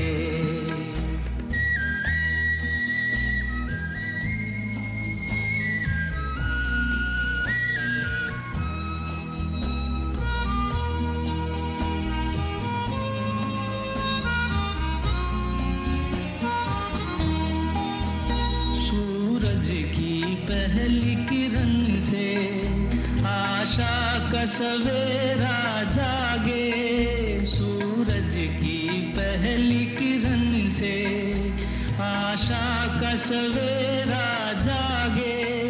चंदा की किरण से धुलकर घनघोर अंधेरा भागे। चंदा की किरण से धुलकर घनघोर अंधेरा भागे। कभी धूप खिले कभी छाँव मिले, लंबी सी डगर न खले। जहाँ हम भी न हो, आंसू भी न हो, बस प्यार ही प्यार पले। एक ऐसे गगन के तले।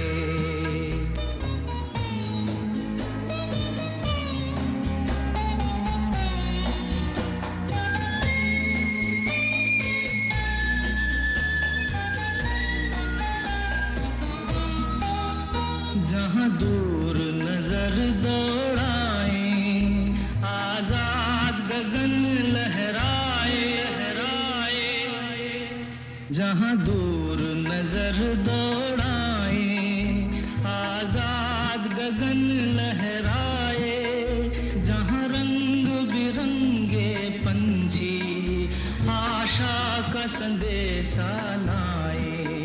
जहाँ रंग बिरंगे पंछी आशा का संदेशा लाए।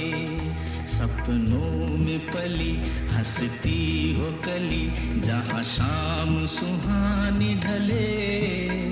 जहाँ हम भी न हो, आंसू भी न हो, बस प्यार ही प्यार पले। एक ऐसे गगन के तले।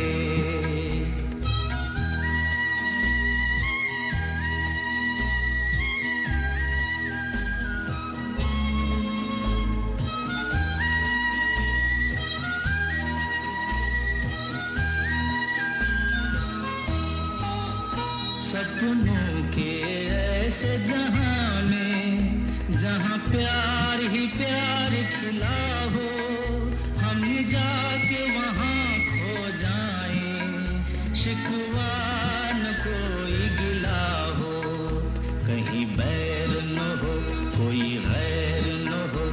सब मिल के यूं चलते चले, जहाँ गम भी न हो आंसू भी न हो, बस प्यार ही प्यार पले।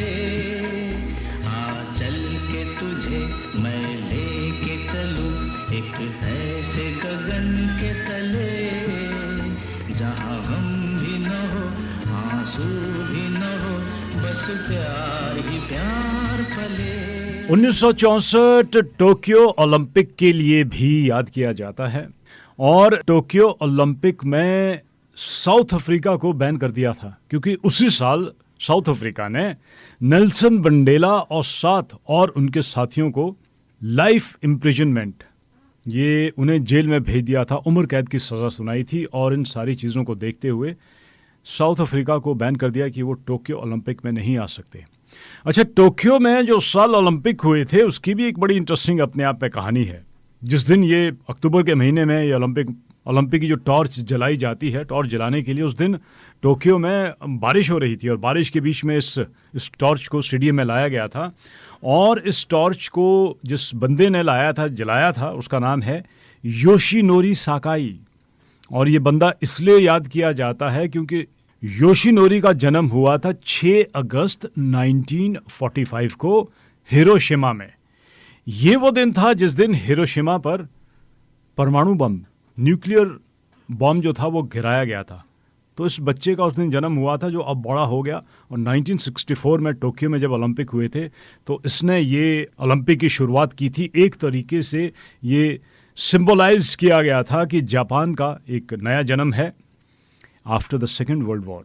तो बड़ा इंटरेस्टिंग किस्सा जो कि जुड़ा है टोक्यो ओलंपिक से। अच्छा दोस्तों, वापस आते हैं भारत में। बॉक्स ऑफिस पे जो 5वें और 6ठे नंबर पर उस साल फिल्में थी, ये दोनों ही शम्मी कपूर साहब की फिल्में थी। तो उस साल जो 10 बड़ी फिल्में थी उसमें से 2 फिल्में शम्मी कपूर की थी। शम्मी कपूर बड़े ज़बरदस्त कमाल के एक्टर बने थे। 5वें नंबर पर उनकी फिल्म थी, फिल्म का नाम था राजकुमार, जो कि एक राजकुमार की कहानी है, जैसे कि इस फिल्म की कहानी बताती है। ये राजकुमार जो कि आते हैं, फॉरेन रिटर्न होते हैं, विलायत से पढ़ के वापस आते हैं, तो इनका रंग रूप देख के अब जब किसी भी देश में जाते हैं पढ़ने के लिए तो आप पे थोड़ा फ़र्क आ जाता है। तो इनके पिता बड़े परेशान हो जाते हैं कि भाई ये तो राजा लग नहीं रहे, ये तो कुल मिला के कार्टून लग रहे हैं। तो उन्होंने कहा कि अब मैं खुद ही राजगद्दी पे बैठूंगा। और कहानी थोड़ी आगे बढ़ती है, अपने दोस्तों के साथ प्रजा में जाते हैं, जो कुछ भी हो रहा है। तो राजा और प्रिंस की ये कहानी है। शम्मी कपूर और साथ में साधना इस फिल्म में उन्होंने काम किया था। बहुत ज़बरदस्त इस फिल्म के गाने मशहूर हुए थे। जाने वालों ज़रा होशियार, यहाँ के हम है राजकुमार, या फिर आजा आई बहार, दिल है बेकरार, बड़े ही मशहूर इस फिल्म के गाने हुए। लेकिन जो 6ठे नंबर पर फिल्म थी, उस फिल्म के गानों ने तो पता नहीं कितने रिकॉर्ड बनाए। फिल्म का नाम है दोस्तों कश्मीर की कली। और ये भी एक रोमांटिक फिल्म थी। एक अमीर घराने में पले बड़े राजीव लाल की कहानी, शम्मी कपूर इनका नाम है। और ये बड़ा मनमौजी किस्म के इंसान है। और जिस तरीके से इनकी ज़िंदगी आगे बढ़ती है, शादी वादी में इंटरेस्टेड नहीं होते हैं। अल्टीमेटली इन्हें कहा जाता है कि भी इनको आप जो है कश्मीर ले जाइए, थोड़ा वहाँ पे इनका मन जो है वो ठीक हो जाएगा। वहाँ पे जाते हैं, वहाँ पे मोहब्बत हो जाती है शर्मिला टैगोर के साथ। और इसी तरीके से ये कहानी आगे बढ़ती है। तो एक रोमांटिक फिल्म है, हंसी मजाक है और उतार चढ़ाव फिल्म है। लेकिन ये फिल्म जानी जाती है अपने फिल्म के गानों के लिए। ओपी नैयर साहब ने इस फिल्म का संगीत दिया था और सारे ही गाने एक से बढ़कर एक गाने हैं, बहुत कमाल के गाने हैं। S.H. बिहारी ने इन गानों को लिखा है और मोहम्मद रफ़ी साहब की आवाज़ में आशा जी और मोहम्मद रफ़ी, ये हमारे ओपी नैयर के बड़े फेवरेट ये गायक हुआ करते थे। और इस फिल्म का एक और बड़ा मज़ेदार किस्सा है। मज़ेदार किस्सा ये है कि शम्मी कपूर जो है अपनी फिल्मों के गाने रफ़ी साहब से ही गवाते थे। और शम्मी कपूर का अपना एक अंदाज़ होता था, पर्दे पे वो खूब उछल कूद करते थे और वो हमेशा गानों की रिकॉर्डिंग के सामने मोहम्मद रफ़ी साहब को अपनी तरफ से इंस्ट्रक्शन देते थे कि सर इसको ऐसा गाइए, जब ये गाना आप गा रहे होंगे तो मैं ऐसे एक्शन करूँगा, मैं ये आवाज़ निकालूंगा, मैं ऐसा करूँगा। तो रफ़ी साहब के बारे में कहा जाता है कि हिंदी फिल्म इंडस्ट्री के वो एक ऐसे गायक थे जो पर्दे पे जो एक्टर होता था उसके हिसाब से ही वो गाना गाते थे। तो जो सुनने वाले होते थे उन्हें पता चल जाता था। रफ़ी साहब का गाना अगर कोई रेडियो पे बज रहा है तो बता देते थे कि यार ये दिलीप कुमार की कोई फिल्म आ रही है, क्योंकि वो गाना ऐसा गाते थे जैसे दिलीप कुमार गा रहे हो। फिर वो शम्मी कपूर का कोई गाना गाते थे तो ऐसा लग जाता था कि शम्मी कपूर साहब गाना गा रहे हैं। तो हुआ ये कि इस फिल्म की जो रिकॉर्डिंग के समय मोहम्मद रफ़ी साहब जो थे वो विलायत में थे और यहाँ पे शम्मी कपूर साहब थोड़ा बिजी हो गए, तो जब भी रिकॉर्डिंग हो रही थी आपस में एक दूसरे को वो मिल नहीं पाए। तो अल्टीमेटली फिल्म के जो भी मेकर्स होते उन्होंने गाना रिकॉर्ड कर दिया। तो शम्मी कपूर थोड़ा सोच रहे थे कि यार इस बार मैं वहाँ पे नहीं था, नहीं उनको बता पाया तो मुझे थोड़ी परेशानी होगी, लेकिन जब गाने शूट हुए, रिकॉर्ड हुए तो उन्हें बड़ा अच्छा लगा। फिर वो मोहम्मद रफ़ी साहब को उन्होंने फ़ोन किया कि सर आपने कैसे रिकॉर्ड किया, ये सारी चीज़ें तो मैं आपको बोलने वाला था। तो रफ़ी साहब ने कहा हंस के कि देखिए जब मुझे बताया गया कि गाना आप पे फिल्माया गया है तो मैंने इमेजिन किया कि आप क्या करोगे, और उसी तरीके से मैंने वो गाने गाए। तो बड़े ही मशहूर उस फिल्म के गाने हुए। बहुत ही कमाल की एक रोमांटिक फिल्म है और याद की जाती है अपने गीतों के लिए।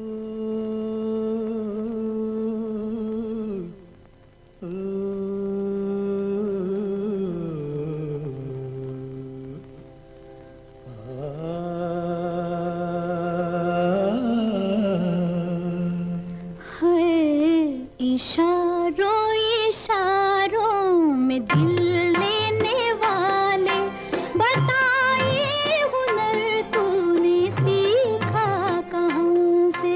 निगाहों निगाहों में जादू चलाना मेरी जान सीखा है तुमने जहाँ से।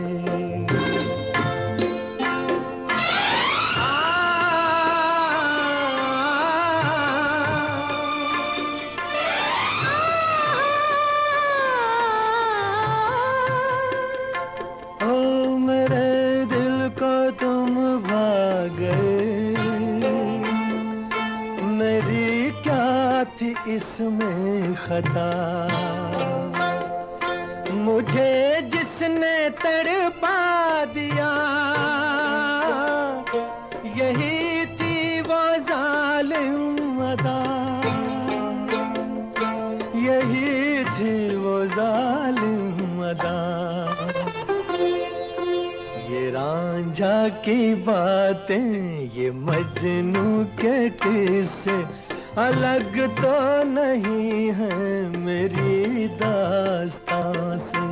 इशारों इशारों में दिल लेने वाले, बताइए हुनर तूने सीखा कहाँ से।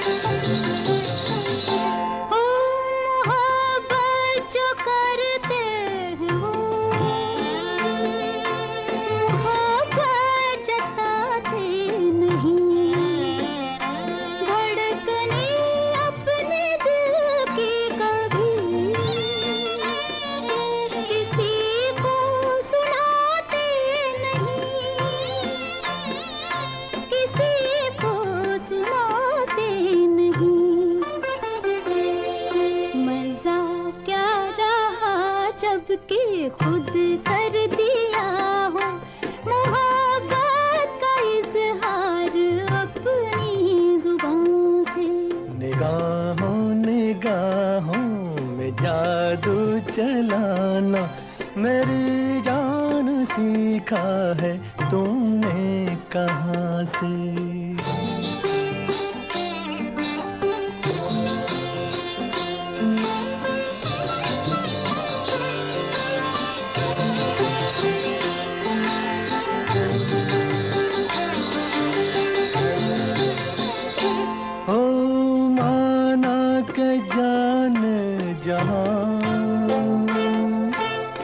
लाखों में तुम एक हो,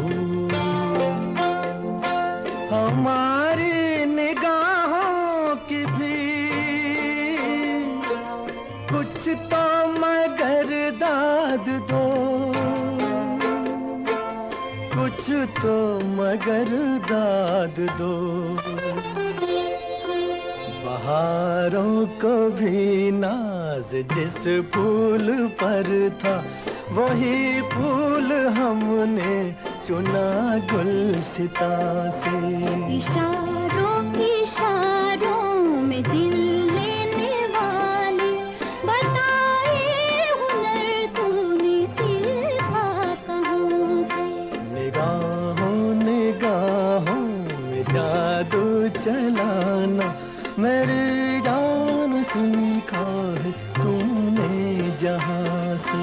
बताए हुनर तूने सीखा कहाँ से। कश्मीर की वादियों में, खूबसूरत वादियों में इस फिल्म की शूटिंग हुई थी और पिक्चराइजेशन के लिए, हंसी मजाक के लिए, रोमांस के लिए, शर्मिला टैगोर के लिए, गानों के लिए फिल्म जानी जाती है।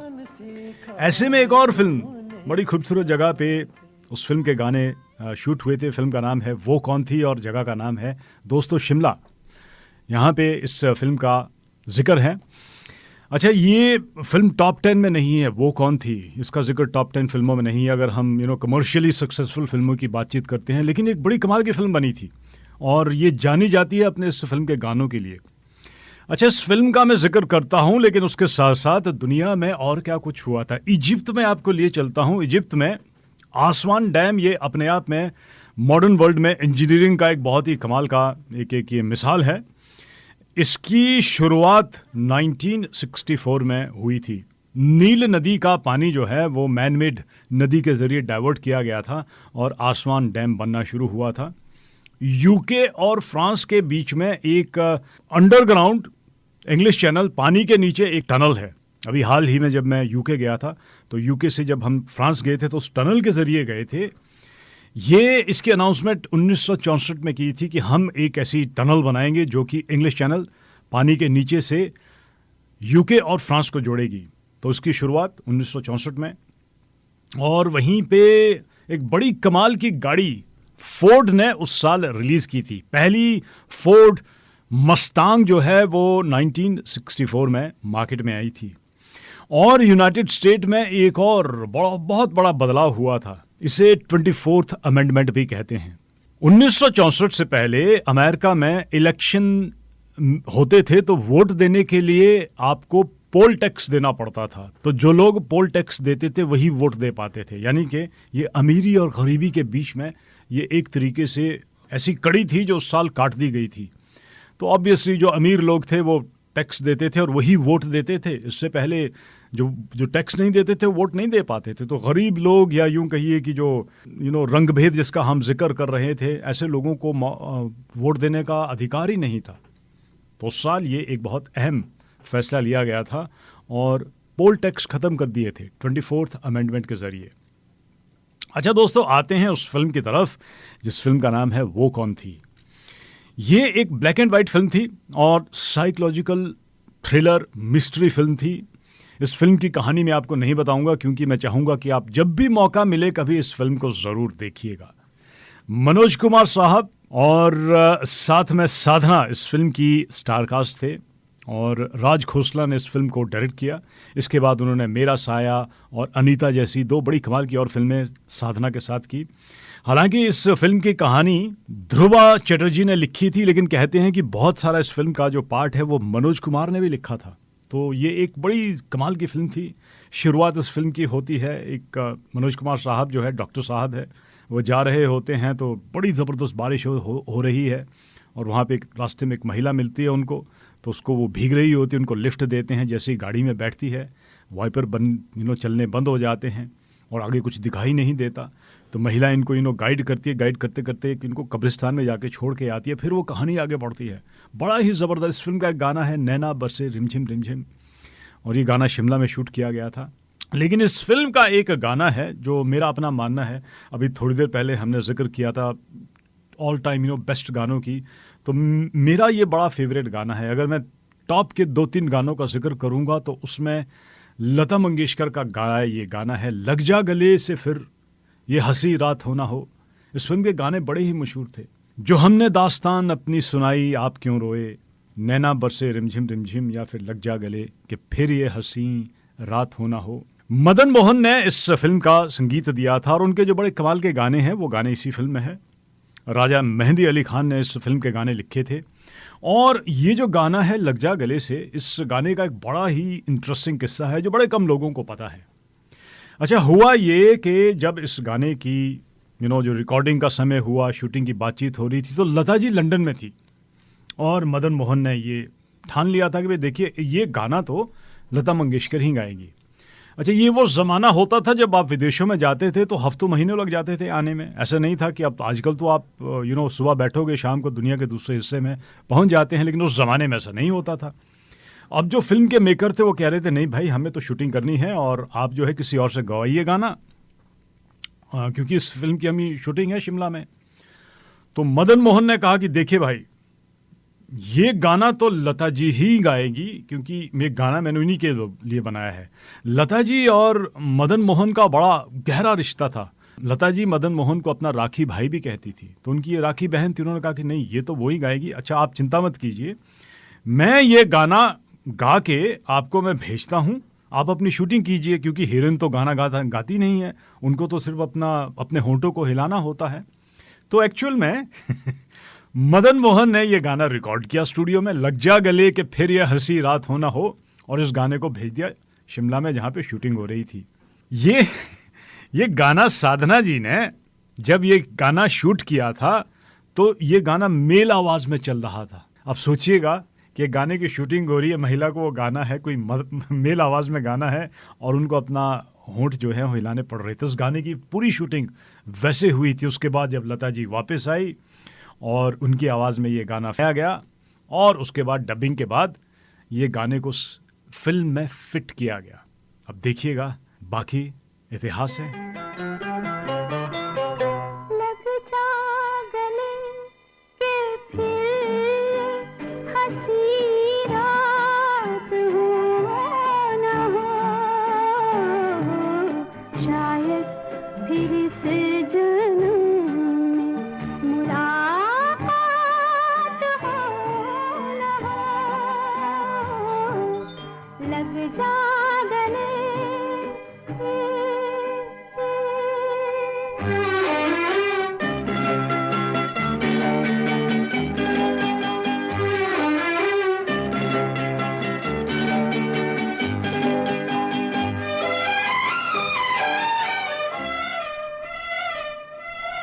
हमको मिली है आज ये घड़ियां नसीब से, जी भर के देख लीजिए हमको करीब से, फिर आपके नसीब में ये बात हो न हो, शायद फिर से जन्म में मुलाकात हो न हो। लग जा गले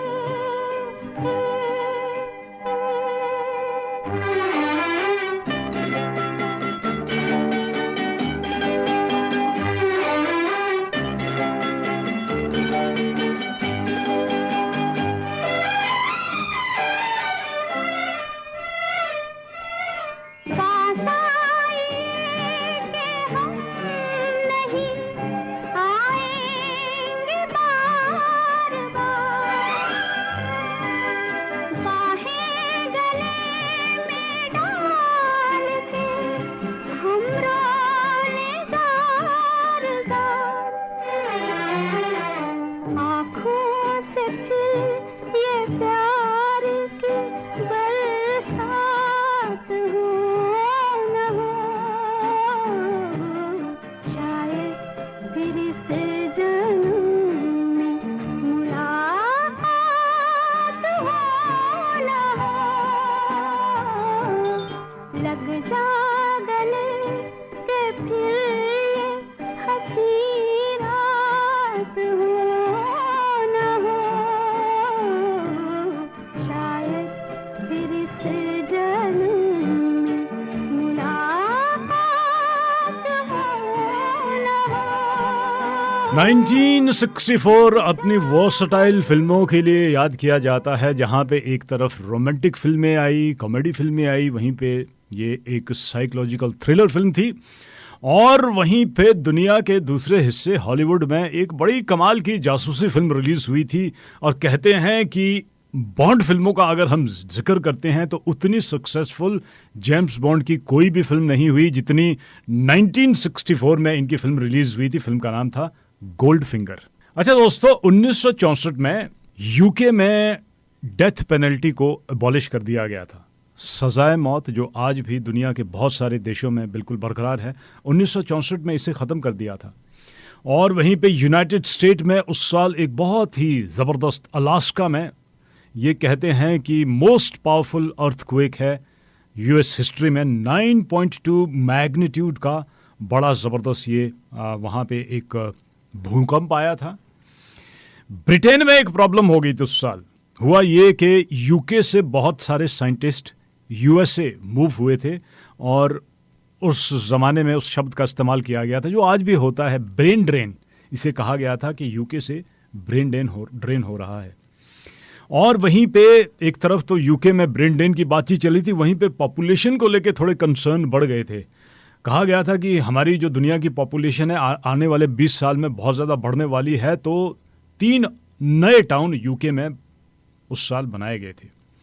पॉपुलेशन की अगर हम बातचीत करते हैं तो 1964 में वर्ल्ड की पॉपुलेशन थी 3.257 बिलियन, लगभग जितनी अभी पॉपुलेशन है इसका आधा, 8 बिलियन के आसपास फिलहाल हमारी दुनिया की पॉपुलेशन है।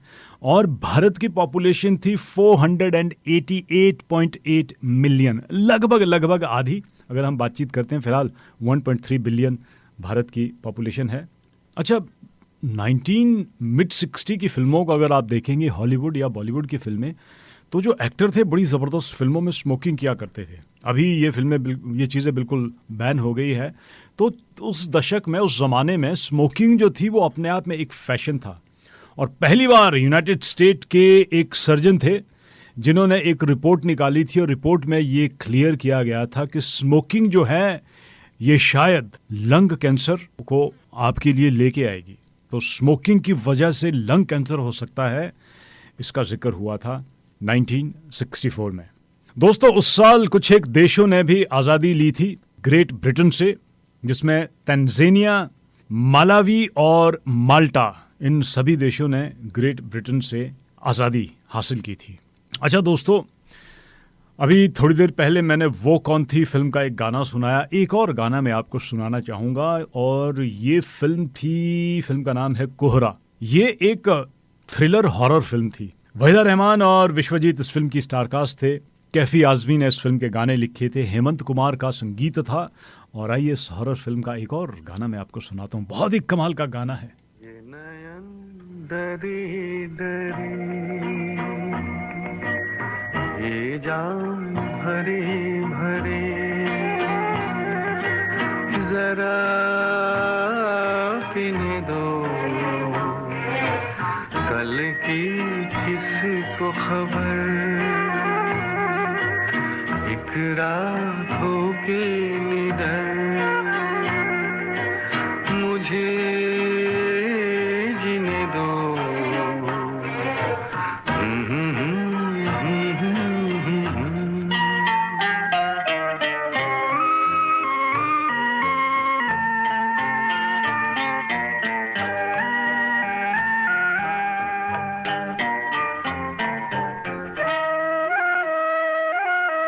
रात हंसी ये चांद हंसी, तू सबसे हंसी मेरे दिल पर। रात हंसी ये चांद हंसी, तू सबसे हंसी मेरे दिल पर। और तुझसे हंसी, और तुझसे हंसी तेरा प्यार, तू जाने ना ये नयन डरी डरी,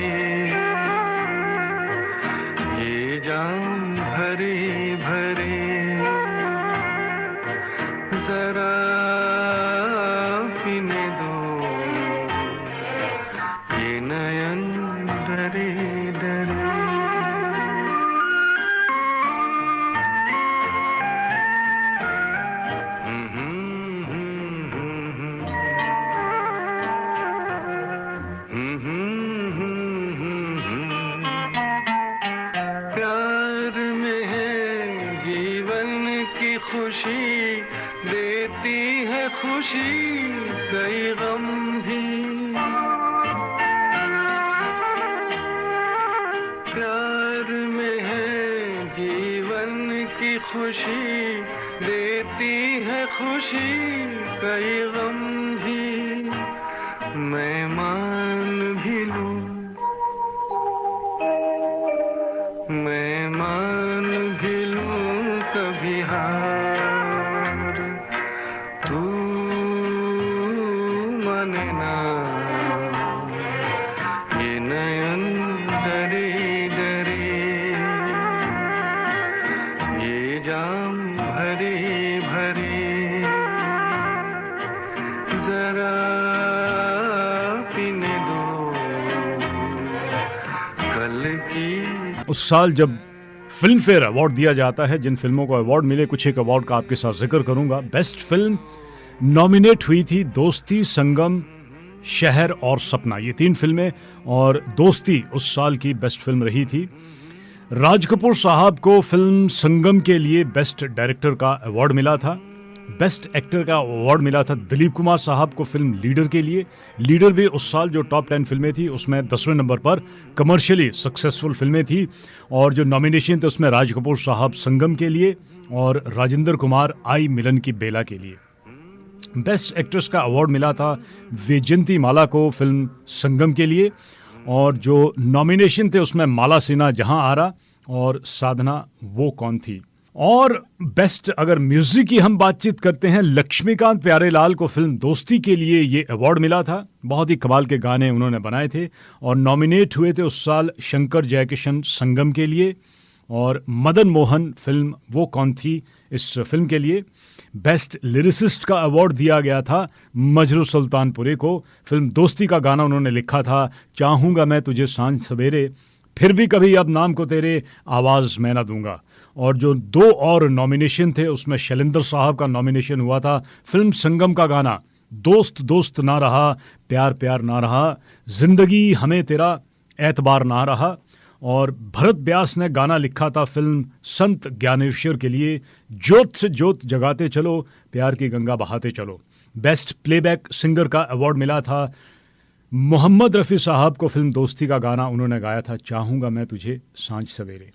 दोस्तों, उस साल टॉप 10 में एक फिल्म थी जिस फिल्म का अगर मैं जिक्र नहीं करूंगा तो ये शो मेरा थोड़ा अधूरा रह जाएगा। फिल्म का नाम था दोस्तों हकीकत। और जो टॉप की 10 फिल्में थी, 7वें नंबर पर वो फिल्म कमर्शियली उस साल सक्सेसफुल फिल्म रही थी। बड़ा पसंद उस फिल्म को लोगों ने किया था। चेतन आनंद ने उस फिल्म को डायरेक्ट किया था, वही प्रोड्यूसर थे और उन्होंने ही उस फिल्म की कहानी लिखी थी। फिल्म में काम कर रहे थे धर्मेंद्र, बलराज साहनी, प्रिया राजवंश, संजय खान, विजय आनंद, जयंत और सुधीर। मदन मोहन का संगीत था। और ये फिल्म भारत और चीन के युद्ध पर आधारित फिल्म थी। कहानी एक रोमांस से शुरू होती है। धर्मेंद्र जो कि एक आर्मी ऑफिसर है, लद्दाख में इनकी ड्यूटी लगती है और लद्दाख में एक लद्दाखी लड़की से इनको मोहब्बत हो जाती है। और कहानी में मोड़ तब आता है जब एक टुकड़ी को जाना पड़ता है भारत और चीन के बॉर्डर पे, जहाँ पे लड़ाई शुरू हो जाती है और किस तरीके से वो मोर्चा संभाल के वो टीम वहाँ पे रखती है। बड़ा ज़बरदस्त एक वॉर ये फिल्म बनी है। और आखिर में जो जितने भी वो मोर्चा संभाल के वहाँ पे सैनिक रहते हैं उन सभी लोगों का देहांत हो जाता है। बड़े ज़बरदस्त इस फिल्म के गाने थे।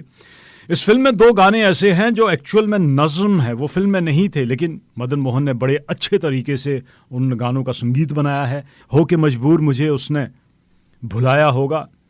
और एक और नज़्म थी कैफ़ी साहब की कि मैं ये सोच के उसके दर से उठा था कि वो रोक लेगी मना लेगी मुझको। और इस फिल्म का एक गाना है। बहुत कम ऐसी फिल्में हैं जब फिल्म ख़त्म होती है तो वो गानों पे ख़त्म होती है। थोड़ा सा कुछ 2-4 शब्द होते हैं, लेकिन इस फिल्म में एक पूरा का पूरा गाना था। जब ये फिल्म ख़त्म होती है तो वो गाना शुरू होता है और उस फिल्म के आखिर में सब कुछ ख़त्म हो जाता है। सारे सैनिक जो है वो मर जाते हैं और लगभग 5-6 मिनट का वो गाना है। बड़ा वो फिल्म लोगों ने पसंद की और बहुत ही भावुक वो फिल्म थी। और आखिर में बार बार लोग उस फिल्म को जब देखने जाते थे तो कोई बंदा अपनी सीट से नहीं उठता था जब तक उस फिल्म का जो पर्दा हमारा जो है वो दी एंड वो डार्क नहीं हो जाता था, क्योंकि वो गाना इतना भावुक था, इतना ज़बरदस्त था। और नेशनल एंथम तो खैर भारत का एक ही है, लेकिन नेशनल गानों का अगर हम जिक्र करते हैं तो कुछ एक ऐसे गीत है देशभक्ति की जब भी बातचीत होती है तो वो गीत आज भी लोगों की जबान पर है। कैफी आजमी साहब ने उस गाने को लिखा था, मदन मोहन का संगीत और गाना था। दोस्तों क्या गाना है, कर चले हम फिदा जानो तन साथियों, अब तुम्हारे हवाले वतन साथियों। यही गीत दोस्तों मैं आपके लिए छोड़े जा रहा हूं, वो गीत जो लोग बैठ के आखिर तक देखते रहते थे, और इस वादे के साथ कि फिर किसी दिन आपको किसी पुराने साल में लिए चलूंगा, उस साल की कहानी सुनाऊंगा। 1964 की बहुत सी बातें हैं, लेकिन आज के लिए इतना ही। तो आप इस गीत को सुनिए और इस वादे के साथ कि बड़ा जल्दी आपसे मुलाकात करूंगा। तब तक के लिए नमस्कार।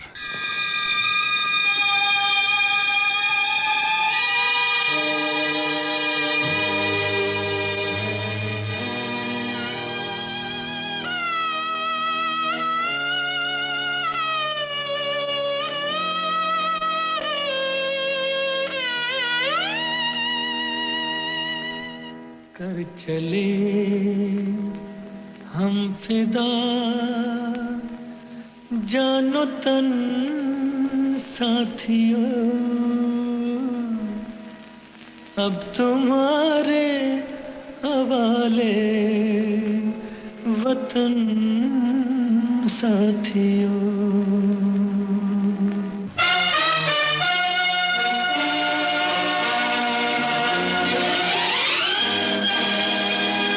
कर चले हम फिदा जानो तन साथियों, अब तुम्हारे हवाले वतन साथियों। कर चले हम फिदा जानो तन साथियों, अब तुम्हारे हवाले वतन साथियों।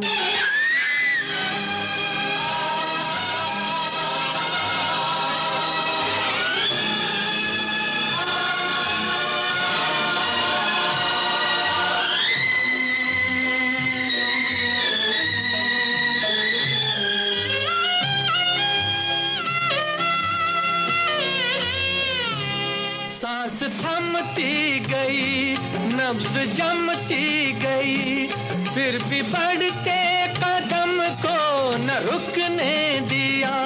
कट गए सर हमारे तो कुछ गम नहीं, सर हिमालय का हमने न झुकने दिया। मरते मरते रहा बागपन साथियों, अब तुम्हारे हवाले वतन साथियों। कर चले हम फिदा जानो तन साथियों, अब तुम्हारे हवाले वतन साथियों।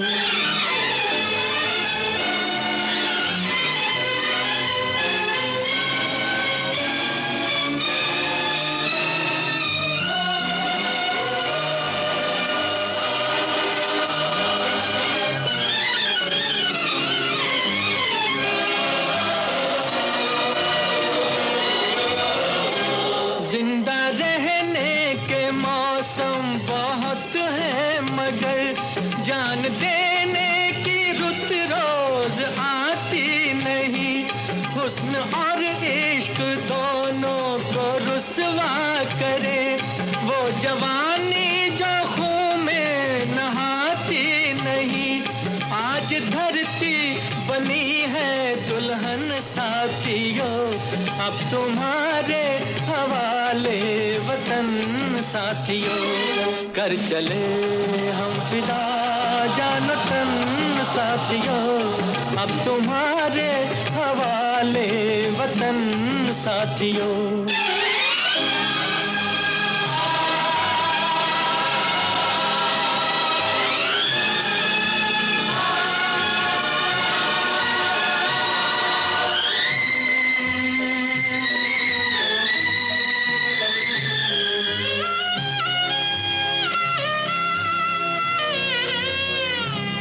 राह कुर्बानियों की न वीरान हो, तुम सजाते ही रहना नए काफिले। फतेह का जश्न इस जश्न के बाद है, जिंदगी मौत से मिल रही है गले। बांध लो अपने सर से कफन साथी, साथियों, अब तुम्हारे हवाले वतन साथियों। कर चले हम फिदा जान तन साथियों, अब तुम्हारे हवाले वतन साथियों।